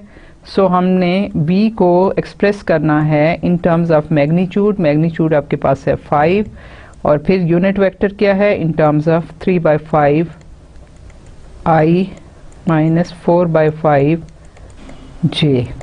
हमने ये लिखना है, ये इसकी मैग्नीट्यूड है और ये इसका यूनिट वेक्टर है। सो हमने सिर्फ v को एक्सप्रेस करना था product of its speed times a unit vector in the direction of motion. ठीक है, तो हमारे पास ये आंसर आ गया। एक और एग्जांपल देखते हैं कि a force of 6 Newton's is applied in the direction of the vector v is equal to 2i plus 2j minus k. Express the force as the product of its magnitude and direction. अभी हमने दो examples की, दोनों में हमने 2 dimensional या plane में काम किया। अब ये 3 डायमेंशनल हो गया और ये एक फोर्स की बात हो रही है। सो एक फोर्स अप्लाई होती है direction of the vector v। Express the force as the product of its magnitude and direction. तो वेक्टर हमारे पास क्या है, वेक्टर हमारे पास है v is equal to 2i plus 2j minus k। ठीक है, इसका यूनिट वेक्टर हम कैसे निकालेंगे, v is equal to v vector divided by its magnitude. ठीक है, तो ये हमारे पास यहाँ से पहले हम इसकी मैग्नीट्यूड फाइंड आउट कर देते हैं। तो ये क्या होगा, this will be equal to 2 square plus 2 square minus plus minus 1 square square root. ठीक है, ये फॉर्मूला है। ये आपके पास आ गया 4 plus 4 plus 1, 4 plus 4 8 plus 1 is equal to 9 square root. ये आपके पास 3, वही बात है कि हम माइनस साइन नहीं रख रहे, मैग्नीट्यूड है। सो आपके पास जो है ये यूनिट वेक्टर जो है in the direction of v आपके पास आ गया v ओवर v मैग्नीट्यूड। ये आपके पास आ गया 2 i plus 2j minus k divided by 3। तो ये आपके पास आ गया 2/3i plus 2/3j plus minus 1/3k. This is the unit vector in the direction of vector v. So हमने क्या करना है कि a force of 6 Newton is applied in the direction of the vector v. Express the force as the product of its magnitude. Magnitude आपके पास क्या है, वो given है 6 Newtons। ठीक है, और डायरेक्शन आपके पास क्या है, आपके पास फोर्स को अपने एक्सप्रेस करना है, फोर्स वेक्टर है। सो वेक्टर के साथ ये अपने साइन लगाना है। इसकी मैग्नीट्यूड है, मैग्नीट्यूड आपके पास क्या है 6 है। ठीक है, हम चलें इसको हम यूं लिख लेते हैं थोड़ा सा।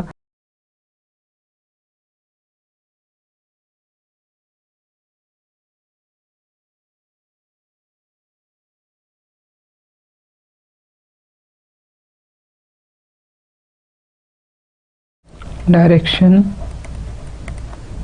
ऑफ फोर्स, ठीक है, अप्लाइड, फोर्स अप्लाइड कर दें या चलें फोर्स अप्लाइड जो कि क्या है, मैग्नीट्यूड आपकी है 6 न्यूटन्स, न्यूटन इसकी यूनिट्स हैं, ठीक है, न्यूटन्स 6 न्यूटन्स ये है, और ये डायरेक्शन इसकी जो है वो v की डायरेक्शन है, ठीक है, direction of v unit vector आपके पास ये आता है, ठीक है, सॉरी ये नहीं होगा,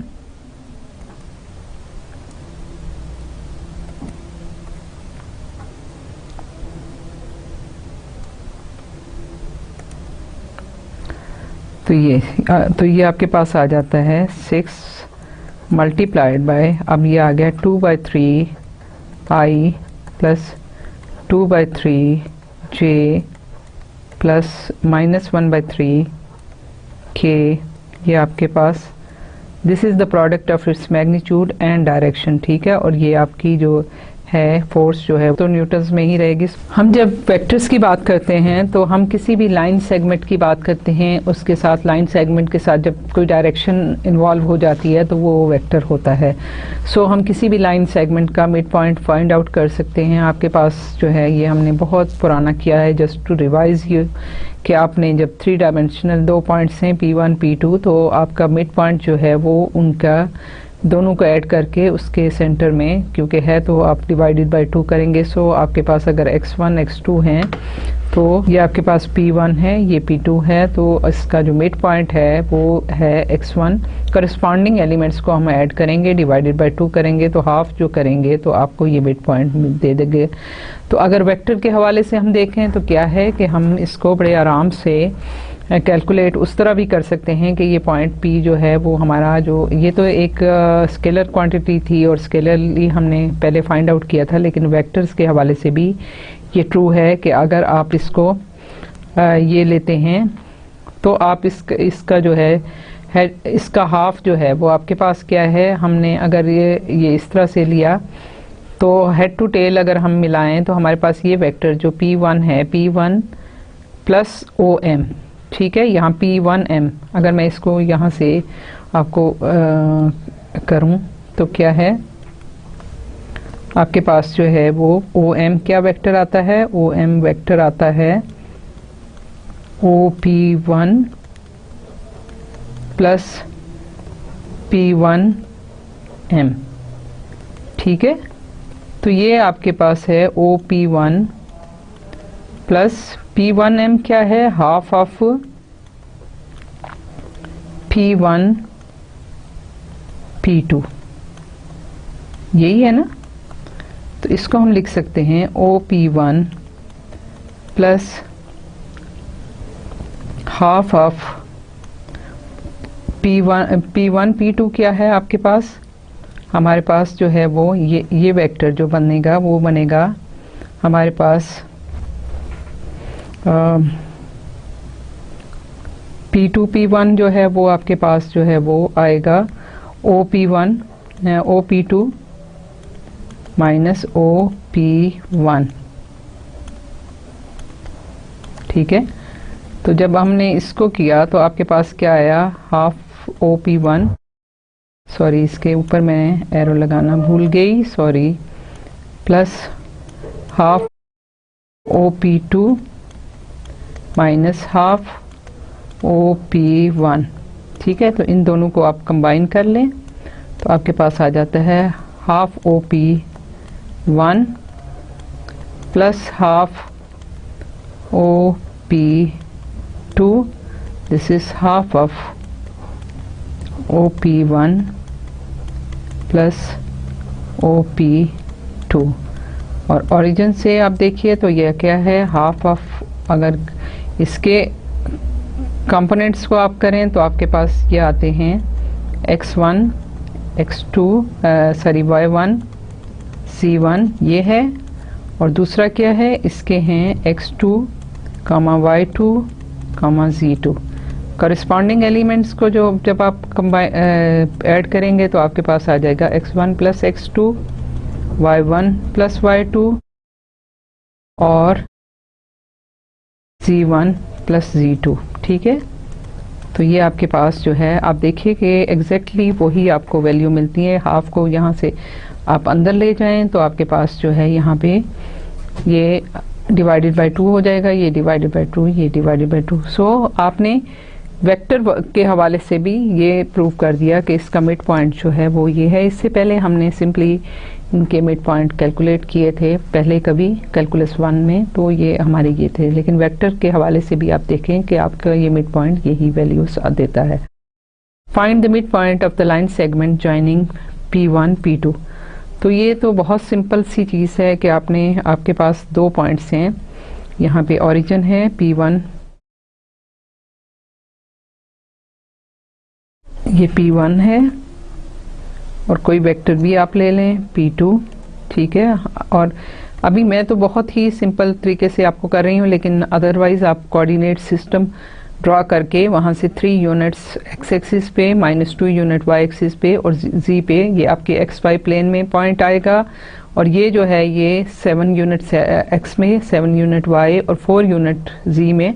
तो ये आपका जो दूसरा पॉइंट है ये आपका स्पेस में आपको मिलेगा, जिसके तीनों कोऑर्डिनेट्स जो है नॉन ज़ीरो हैं। सो आपके पास ये दो पॉइंट्स आते हैं जिनको आप इनका मिड पॉइंट फाइंड आउट कर सकते हैं। मैं तो सिंपल जो है वो कोऑर्डिनेट सिस्टम के बजाय मैं सिंपल पॉइंट ले रही हूँ, आप उस तरह से भी लिखें। तो उस तरह प्रैक्टिस करें तो आपको एक वैसे भी आइडिया होगा कि पॉइंट कैसे और कहाँ लाई करते हैं। सो इसका मिड पॉइंट जो है वो यहाँ पे होगा, जो कि हम इसको कंबाइन करें और जो मैंने अभी फॉर्मूला आपको बताया, तो आपके पास सिंपल जो है इसका मिड पॉइंट यहाँ से निकलेगा। मिड पॉइंट जो है that is equal to corresponding half of corresponding points 3 + 7 divided by 2 -2 + 7 divided by 2 0 + 4 divided by 2। So this will be equal to 10 divided by 2, 5 divided by 2 and 4 divided by 2। so आपको ये क्या मिलेगा, this will be 5, 5 by 2, 2। so mid point के जो coordinates हैं वो आपको 5, 5 by 2 और 2 मिलेंगे। so इसके इस पॉइंट के कोऑर्डिनेट्स हैं 5, 5 by 2 और 2, ठीक है।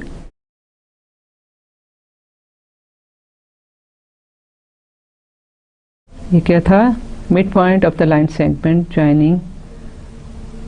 तो आपके ये मिड पॉइंट जो है M के आपको मिल गए। डॉट प्रोडक्ट, अब हम एक नई चीज़ पे आते हैं। हम वेक्टर्स ही की बात कर रहे हैं। वेक्टर्स में मैंने आपको पहले बताया था कि हम मल्टीप्लिकेशन की हमने बात की ही नहीं थी, ठीक है। हमने किसी वेक्टर को वेक्टर से मल्टीप्लाई नहीं किया था। अब वेक्टर्स को मल्टीप्लाई करना बिल्कुल जो रियल नंबर के मल्टीप्लिकेशन से बिल्कुल मुख्तलिफ होता है। तो उसमें एक तो अगर वेक्टर को सिंपल आप वेक्टर से मल्टीप्लाई करते हैं तो ऑब्वियसली जो हम मैट्रिसेस की बात करते थे, रो कॉलम को देखने की बात है, वो हम बाद में आपको बताएंगे कि किस तरह है। और वो जब रो कॉलम के साथ हम मल्टीप्लाई करते हैं तो आपको वो मैट्रिसेस मिलती हैं और वो टेंसर कहलाती हैं। ये हमारा ये शायद इसमें हमें नहीं अभी पढ़ना, लेकिन ये है कि हम वो सिंपल मल्टीप्लिकेशन अभी नहीं कर रहे।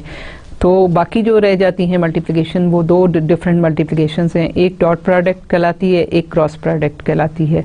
डॉट प्रोडक्ट पहले हम उसको पढ़ते हैं। उसमें क्या चीज़ है कि an angle between two vectors can easily be calculated directly from there components. ठीक है कि आपके पास कोई भी दो वेक्टर्स हैं, एक वेक्टर v1 है, एक वेक्टर आपके पास v2 है। हम देखिए कोई भी वेक्टर u v w के जब भी हम उसको वेक्टर को हम डिफाइन कर सकते हैं, ठीक है। कोई सिंबल के कोई मसला नहीं होता, ठीक है। ये आपके पास दो वेक्टर्स हैं।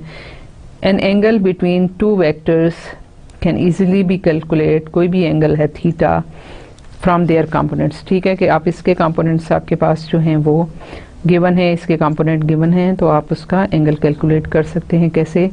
The key part of the calculation is an expression called the dot product. ठीक है, हम इसका डॉट प्रोडक्ट, जब हमारे पास वेक्टर्स हो गए दो हो गए v1 और v2, तो हम एक डॉट डालते हैं और ये डॉट प्रोडक्ट कहलाता है। और ये इन दोनों को जब आप अपने मल्टीप्लाई किया, ये दो वेक्टर्स थे, जब इन दोनों को मल्टीप्लाई किया तो रिजल्टेंट आपके पास जो है वो एक स्केलर आता है।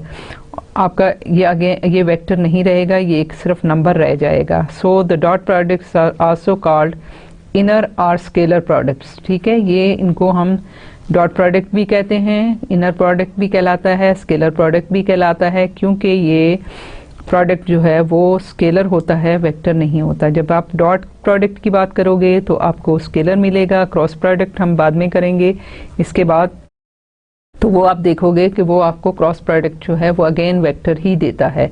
सो डॉट प्रोडक्ट में आपको वेक्टर को वेक्टर्स के साथ मल्टीप्लाई करना होता है और वो आपको एक स्केलर देता है। Dot product u dot v, दो वेक्टर्स हैं, कोई भी आप ले लो, u वेक्टर ले लो, v ले लो, उनका जब डॉट प्रोडक्ट होगा वो इन दोनों वेक्टर्स का जब आप करेंगे तो इसके करस्पॉन्डिंग एलिमेंट्स को हम मल्टीप्लाई करेंगे। हम इसका u1 को v1 से मल्टीप्लाई करेंगे plus u2 v2 plus u3 v3। सो इनके करस्पॉन्डिंग कंपोनेंट्स जो हैं वो मल्टीप्लाई होंगे और हम इनको ऐड करेंगे तो हमारा डॉट प्रोडक्ट आएगा। उसमें ये है कि आप जब एक आपको बता दूं, बाद में हम डिटेल में भी पढ़ लेंगे कि इसमें जब आप कोऑर्डिनेट सिस्टम की बात करते हैं, मैं तो सिंपल वही है कि एक्स वाई जी कोऑर्डिनेट सिस्टम ड्रा करती हूँ, वरना जो है कोई भी वेक्टर आप ले लें। अगर हम इसको देखते हैं कि ये हमारा आई एक यूनिट वेक्टर है इस डायरेक्शन में, इधर जे है और इधर के है, तो अब क्या है डॉट प्रोडक्ट में क्या है कि जब आई को यूनिट वेक्टर को आप आई के साथ डॉट प्रोडक्ट लेते हैं तो इनके दरमियान एंगल जो है वो ज़ीरो है।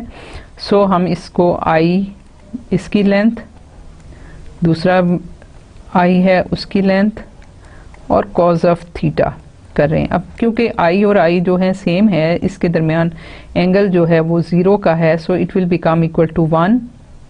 ठीक है, ये 1 हो जाएगा और इनकी लेंथ जो है वो यूनिट है 1 1 1, तो ये आपके पास 1 आ जाता है। लेकिन जब आप आई को जे से मल्टीप्लाई करेंगे, डॉट प्रोडक्ट लेंगे जब आई का जे के साथ, तो इनके दरमियान जो एंगल है आई और जे के, ये 90 डिग्री का एंगल है। सो कॉज ऑफ 90 जो होगा दैट विल बी 0। सो आपके पास जो है आई जे के साथ आप करेंगे तो ये 0 हो जाएगा।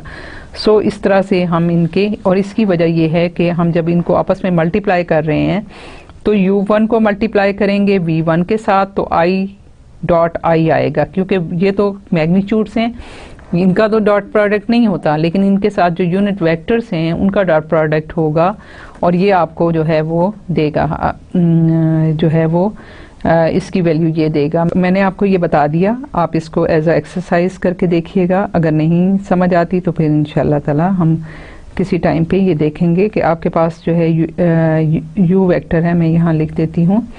u वेक्टर है आपके पास u1 i plus u2j plus u3k। ठीक है, ये है। और v आपके पास है v1 i plus v2j plus v3k। जब आप यहाँ से वेक्टर u का डॉट प्रोडक्ट लेते हैं v के साथ तो ये क्या आएगा, इनका जब डॉट प्रोडक्ट आप लेंगे तो आपके पास देखें u1 v1 मल्टीप्लाई होता है और वेक्टर्स का डॉट प्रोडक्ट होगा तो i डॉट i।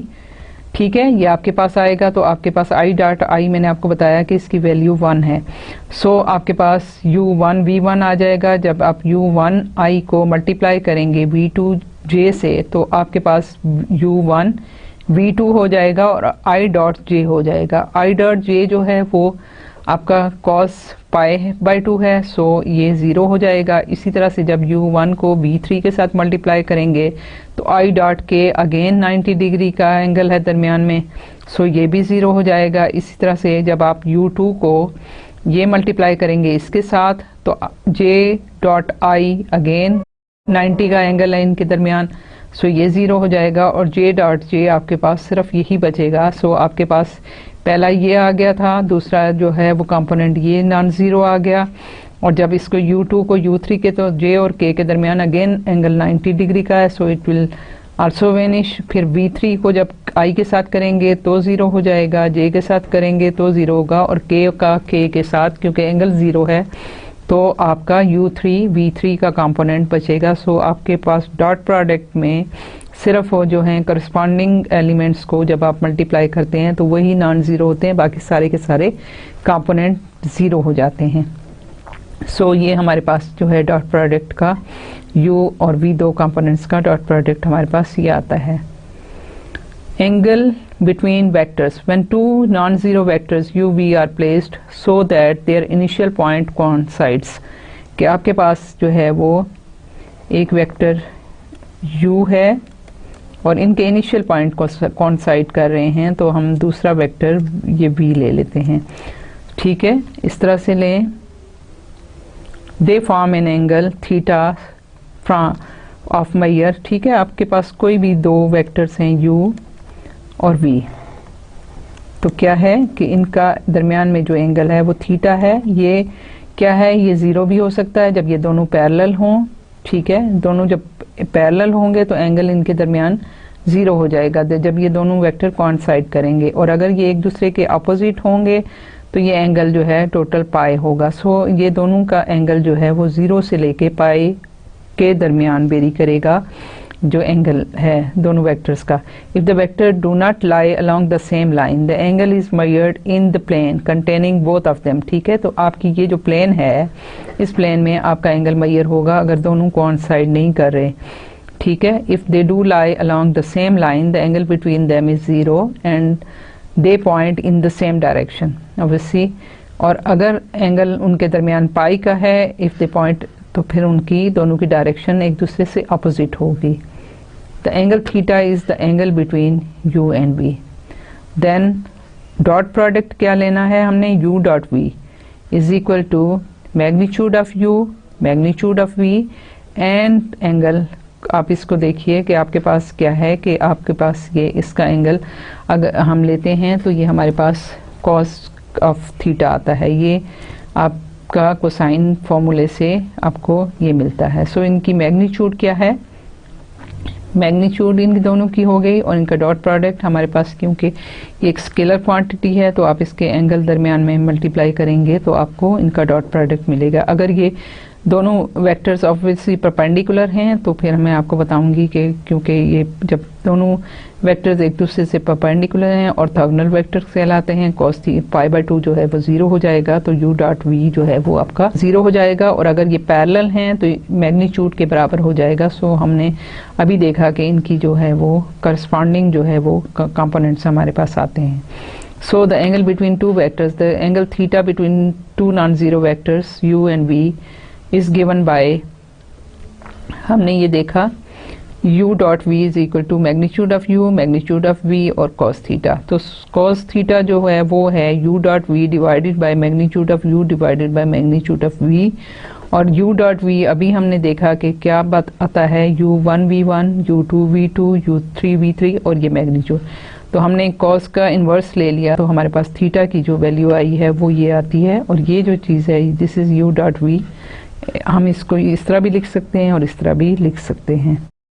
हम ये देखते हैं एग्जांपल 1 में क्या है कि find out products of vectors given bye u vector, इसके कंपोनेंट्स हैं इन i direction 1, j direction -2 and k in k direction -1।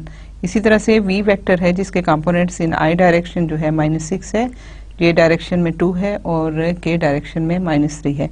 हमने इनका डॉट प्रोडक्ट फाइंड आउट करना है। डॉट प्रोडक्ट फाइंड आउट करने के लिए क्या है कि हम लेंगे u dot v, this will be equal to, अब हमने जब डॉट प्रोडक्ट लेना है तो मैंने जैसे आपको बताया कि आपका जो है वो डॉट प्रोडक्ट में आपके पास cos का एंगल आता है और आपके जो पैरेलल डॉट प्रोडक्ट्स होते हैं वो आपस में मल्टीप्लाई होते हैं, परपेंडिकुलर का प्रोडक्ट जो है डॉट प्रोडक्ट वो 0 होता है। सो हमारा जो i कंपोनेंट है वो और ये i कंपोनेंट जो है यहाँ v का, इन दोनों का जो प्रोडक्ट होगा, क्योंकि i कंपोनेंट जो है वो i यूनिट वेक्टर हैं तो जब इनकी मैग्नीट्यूड की बात होगी तो that will be equal to 1। सो अगर हमारा आई कंपोनेंट और आई कंपोनेंट का डॉट प्रोडक्ट लेंगे तो वो डॉट आई जो है वो 1 हो जाएगा। इसी तरह से आई डॉट जे जो है वो 0 हो जाएगा, आई डॉट के भी 0 हो जाएगा, और इसी तरह से J dot I J dot के जो है वो 0 होंगे और जे डॉट जे 1 होगा। इसी तरह से के डॉट के जो है वो सिर्फ वही 1 होगा, बाकी उसके साथ जो है वो 0 हो जाएंगे। सो जब हम इसको मल्टीप्लाई करेंगे तो हमारे जो ये करस्पॉन्डिंग एलिमेंट्स हैं, ये एलिमेंट इसके साथ, ये दूसरा एलिमेंट जो है वो इसके साथ, और तीसरा एलिमेंट जो है वो तीसरे एलिमेंट के साथ मल्टीप्लाई होगा। तो आपके पास क्या आ जाएगा, 1 multiplied by -6 plus -2 multiplied by 2 plus -1 multiplied by -3, that will be equal to -6 plus, और ये है -4 प्लस, और माइनस माइनस प्लस हो जाएगा तो 3। So it will be equal to -6 -4 plus 3, तो ये आपके पास -7 आ जाता है। सो दिस ये डॉट प्रोडक्ट है आपके दो वेक्टर्स का, जिसमें हमने क्या करना है कि करस्पॉन्डिंग एलिमेंट्स आई का आई के साथ, सेकंड को सेकंड कंपोनेंट के साथ और थर्ड कंपोनेंट को थर्ड कंपोनेंट के साथ जब मल्टीप्लाई करेंगे और इनको आपस में ऐड करेंगे तो हमें एक स्केलर वैल्यू मिलेगी, जो कि u डॉट वी की जो है वो आपके पास एक स्केलर वैल्यू होगी, क्योंकि डॉट प्रोडक्ट मैंने आपको बताया था कि जब हम डॉट प्रोडक्ट की बात करते हैं तो हमें एक स्केलर मिलता है। सेकेंड एग्जाम्पल को जब हम देखते हैं तो आपके पास देखिए कि हम क्या कर रहे हैं कि हम u डॉट वी ले रहे हैं, and this is equal to 5 unit vector i minus 3j plus k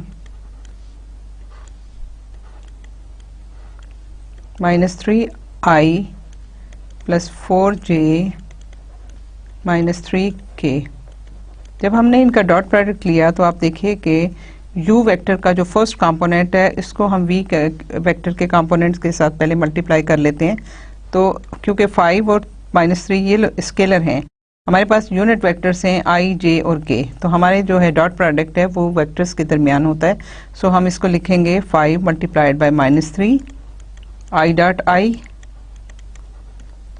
और प्लस इसी को मल्टीप्लाई कर रहे हैं सेकेंड कंपोनेंट के साथ, तो 5 multiplied by 4 i dot j plus 5 multiplied by -3 i dot k। फिर उसके बाद हम u वेक्टर का सेकंड कंपोनेंट लेके उसको v के कंपोनेंट से मल्टीप्लाई करें तो हमारे पास आएगा -3 j dot i plus -3 4 j dot j plus -3 और j डॉट k। और फिर इसका जो थर्ड कंपोनेंट है उसको v वेक्टर के कंपोनेंट से मल्टीप्लाई करें तो आपके पास आ जाता है 1 -3 k डॉट i प्लस 1 4 और k dot j plus 1 multiplied by -3 k dot k। अब जैसे मैंने आपको पहले बताया था कि जो यूनिट वेक्टर्स हैं वो जब i डॉट i होगा तो ये 1 हो जाएगा, i डॉट j होगा तो क्योंकि ये म्यूचुअली परपेंडिकुलर हैं तो ये 0 हो जाएगा।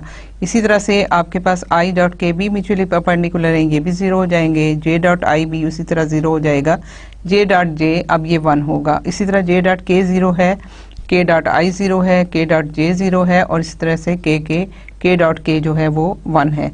सो हमारे पास जो नॉन ज़ीरो वैल्यूज़ बचती हैं वो 5 मल्टीप्लाइड बाय -3 है, -15 i डॉट i 1 हो गया, प्लस i डॉट j वाली ये 0 हो गया, i डॉट k वाला ये 0 हो गया, इसी तरह j डॉट i वाला 0 हो गया, और j डॉट j वाला ये 1 हो जाता है। सो हमारे पास जो नेक्स्ट वैल्यू है वो -12 है, ठीक है। फिर j डॉट k 0 है, k डॉट i 0 है, k डॉट j 0 है, और k डॉट k जो है 1 है। सो ये आपके पास आ जाता है -3।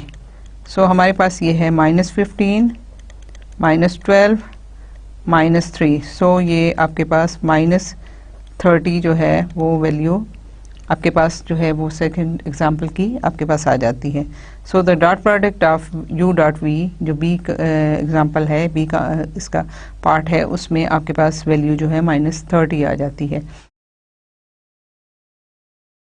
सी एग्जांपल देखते हैं। अब हमने ये जो दो पिछली एग्जांपल्स की हैं, ये दोनों की दोनों हमने 3 डायमेंशनल वेक्टर्स में की हैं।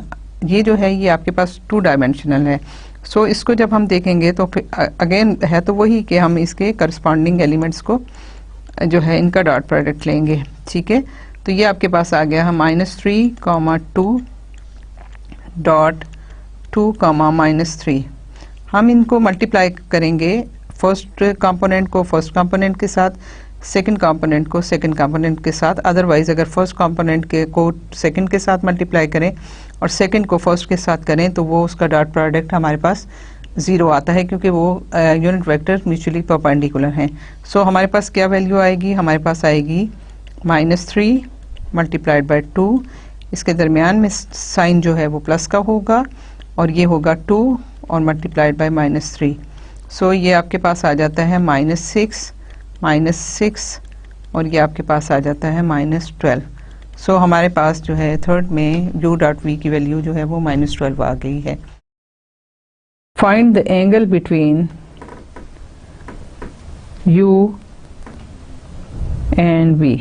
हम कैसे करेंगे? हमारे पास क्या है? हमारे पास है u डॉट, अगर हम देखें तो ये है u डॉट v जो है that is the magnitude of u magnitude of v cos theta. ठीक है, और हमने इसको लिखा था theta is equal to cos inverse u dot v over magnitude of u magnitude of v, इस तरह भी लिखा था। सो हम क्या करेंगे कि हम मैग्नीट्यूड ऑफ u निकालते हैं। मैग्नीट्यूड ऑफ u क्या है? दिस इज, अगर मैं यहीं पे देख लूँ और इसको दोबारा से मतलब u1 u2 की फॉर्म में नहीं लिखूँ तो अब आई होप के एक प्रैक्टिस के बाद आपको ये चीज़ समझ आ जाएगी। तो then it is 1 square plus -2 square plus -2 square और square root. This whole thing is 1 + 4 + 4। So आपके पास ये आ जाता है 9 और 9 का स्क्वायर रूट है और ये है 3 के इक्वल। वही बात है कि हम सिर्फ पॉजिटिव रिटर्न करते हैं। v की मैग्नीट्यूड क्या आएगी? दैट इज v है 6 square plus 3 square plus 2 square और square root. This is 36 plus 9 plus 4। तो आपके पास क्या आता है? 13 + 36, तो ये आ गया 49 और ये है 7। ठीक है, अब हमारे पास क्या आता है? u डॉट v हम निकालें तो हमारे पास आता है u dot v is equal to, ये आपके पास है u1 v1 plus u2 v2 plus u3 v3। तो जब हम इसको करेंगे तो क्या है? 1 multiplied by 6 plus -2 multiplied by 3 plus -2 multiplied by 2। तो आपके पास ये आ जाता है 6 - 6 - 4, तो ये आपके पास -4 आ जाता है। सो आपके पास जो है थीटा की वैल्यू, आपको एंगल फाइंड आउट करना है। तो एंगल फाइंड आउट करने के लिए हम क्या करेंगे कि theta is equal to cos inverse of u dot v हमने कैलकुलेट किया, -4 आ गया, और magnitude of u multiplied by magnitude of v, तो ये 3 मल्टीप्लाइड बाय 7 है। तो ये आपके पास आ गया cos इनवर्स ऑफ 4/21। किसी भी टेबल से, कैलकुलेटर से आप कैलकुलेट कीजिए, आपको एंगल यहाँ से मिल जाएगा। सो ये चीज़ आप, आई होप के आपके लिए इतना बड़ा मसला नहीं है। सो हमने कैलकुलेट किया कि हम किस तरह से एंगल को कैलकुलेट करते हैं। सो आपके पास जो है वो मैग्नीट्यूड ये आ गई, आपके पास वैल्यू है, सॉरी यहाँ पे माइनस साइन इसमें। इसके बाद हम एक और एग्जांपल देखते हैं, ठीक है। फाइंड द एंगल, एग्जाम्पल एक और है जिसको हम कर रहे हैं, वो ये है कि find the angle theta in the triangle A B C determined by the vertices A P and C. ठीक है, अब ये है कि आपके पास वर्टिसेस गिवन हैं, उसके कोऑर्डिनेट्स गिवन हैं, ठीक है।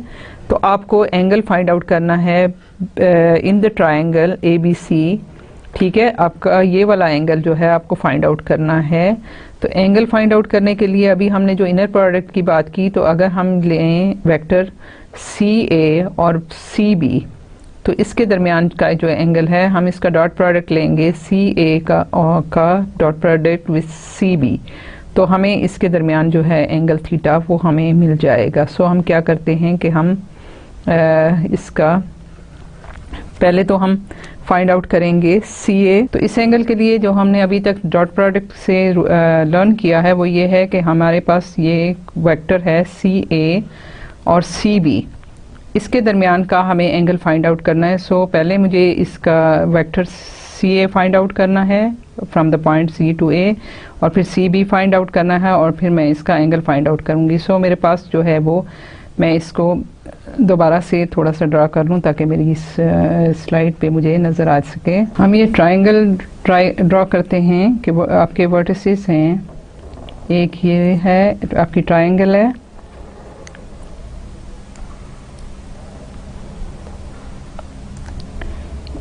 ए है जिसके कंपोनेंट्स हैं 0 0,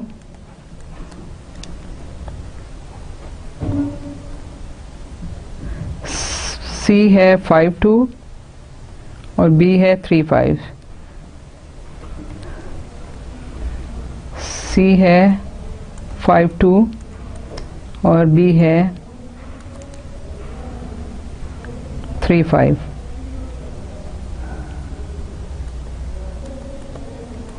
एंगल आपको कौन सा फाइंड आउट करना है, ये। सो हम वेक्टर लेंगे, ये आप टिप ले लें, ये वेक्टर आपके पास 1 हो गया, ये वेक्टर आपके पास 2 हो गए।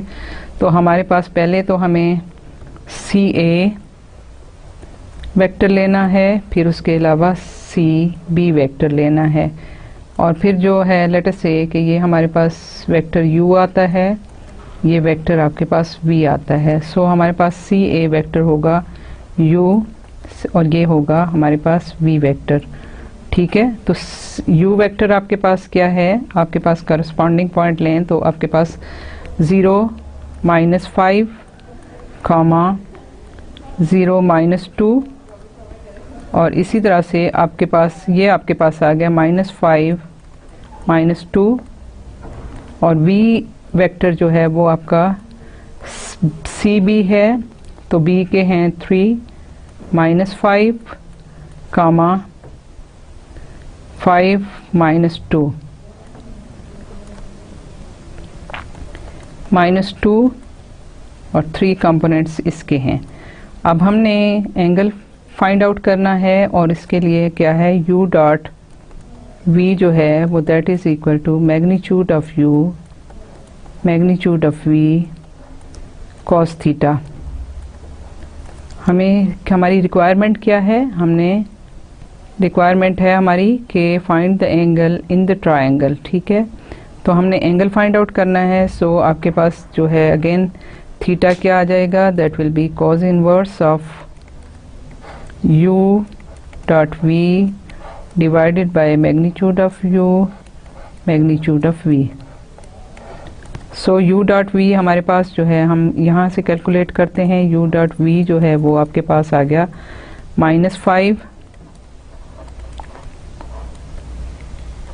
-2 मल्टीप्लाई हुआ प्लस -2 और 3, तो इसके कंपोनेंट्स आ गए माइनस माइनस प्लस हो गया, तो ये आपके पास हो गया 10 -6 6, ये आपके u डॉट v के कंपोनेंट आ गए। और इनकी मैग्नीट्यूड्स क्या हैं? u की मैग्नीट्यूड है -5 स्क्वायर प्लस -2 स्क्वायर और इनके square root. This is 25 plus 4, तो आपके पास आ गया 29 अंडर रूट। इसी तरह से v की मैग्नीट्यूड क्या है? This is -2 square plus 3 square और ये आपकी आ गई 4 plus 9 is equal to 13 under root. ठीक है, तो हमारे पास जो है वो थीटा आएगा cos inverse 4 divided by 29 square root multiplied by 13 square root. So आप ये कैलकुलेटर से कैलकुलेट करके आप इसका टेबल से जो है वो एंगल फाइंड आउट कर सकते हैं, जो कि कैलकुलेशन आपको मैंने मेथड बताया कि इस तरह से आप इसको काम कर सकते हैं। सो आज हम अपने लेक्चर को यहाँ पे ख़त्म करते हैं। और अगर हम देखें तो हमारे पास हमने क्या किया कि हमने आपको वेक्टर के हवाले से स्टार्ट किया और वेक्टर्स की डेफिनेशन बताई, उनके मुख्तलिफ जो हैं वो ऑपरेशंस बताए और उसकी डिफरेंट मल्टीप्लिकेशंस और किस तरह से हम उनको ऐड करते हैं, ये सारी चीज़ें मैंने आपको समझाई। और फिर कुछ मैंने उसकी एग्जांपल्स भी साथ साथ आपको की, उनकी लेंथ बताई, मैग्नीट्यूड बताई, डायरेक्शन कैसे हम यूनिट वेक्टर कैसे निकालते हैं और इन टर्म्स ऑफ यूनिट वेक्टर हम लीनियर कॉम्बिनेशन कैसे लिख सकते हैं, ये सारी चीज़ें आपको मैंने बताई। और उसके अलावा मैंने कुछ एग्जांपल्स भी आपको बताई कि किस तरह से हम जो है वेक्टर्स को ऐड कर सकते हैं, मल्टीप्लाई कर सकते हैं, या उनको जो है वो मल्टीप्लाई तो नहीं बताया, मैंने आपको बताया कि वो आपको एक टेंसर मिलता है जो कि शायद हमारे कोर्स में नहीं है, लेकिन ये है कि डॉट प्रोडक्ट की बात हमने की और डॉट प्रोडक्ट के हवाले से हमने आपको कुछ चीज़ें जो हैं वो समझाई हैं। तो आज का लेक्चर आई होप कि ये आपके लिए बस काफ़ी अच्छा और इंटरेस्टिंग होगा। बहुत इजी लेक्चर है, तो इसको रिवाइज़ कीजिएगा।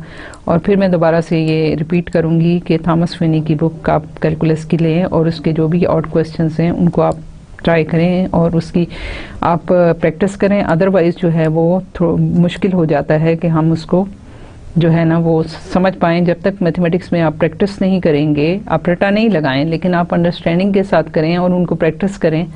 जिस तरह हमने एक एक स्टेप करके अभी एग्जांपल्स की, तो इसी तरीके से आप उनको एक स्टेप क्या चाहिए आपको पहले वो आप समझें, वो मांग क्या रहा है एक्सरसाइज में, उसी चीज़ को टारगेट करें और उससे डिट्रैक्ट ना हो। बाज़ दफ़ा बच्चे जो हैं जब एग्ज़ाम देते हैं तो डिट्रैक्ट हो जाते हैं, जो चीज़ रिक्वायर्ड नहीं होती वो कैलकुलेट कर रहे होते हैं और अपना टाइम ज़ाया कर रहे होते हैं।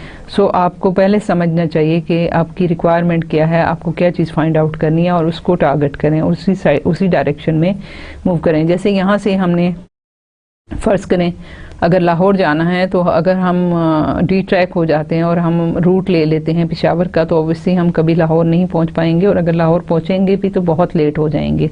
सो इसी तरीके से मैथमेटिक्स में है कि अगर जो चीज़ आपने फाइंड आउट करनी है उसी को टारगेट करें, उसी डायरेक्शन में चलें। जो उसके इररिलेवेंट चीज़ें हैं उनको मत कीजिए, सिर्फ वही चीज़ें कीजिए जो उसकी रेलिवेंस में होंगी, तो आप जो है इस तरीके से इस चीज़ को समझ पाएंगे। सो आज का जो था लेक्चर आई होप कि आपको समझ आया होगा। इंशाल्लाह ताला नेक्स्ट लेक्चर में हम इसको थोड़ा सा मज़ीद करेंगे।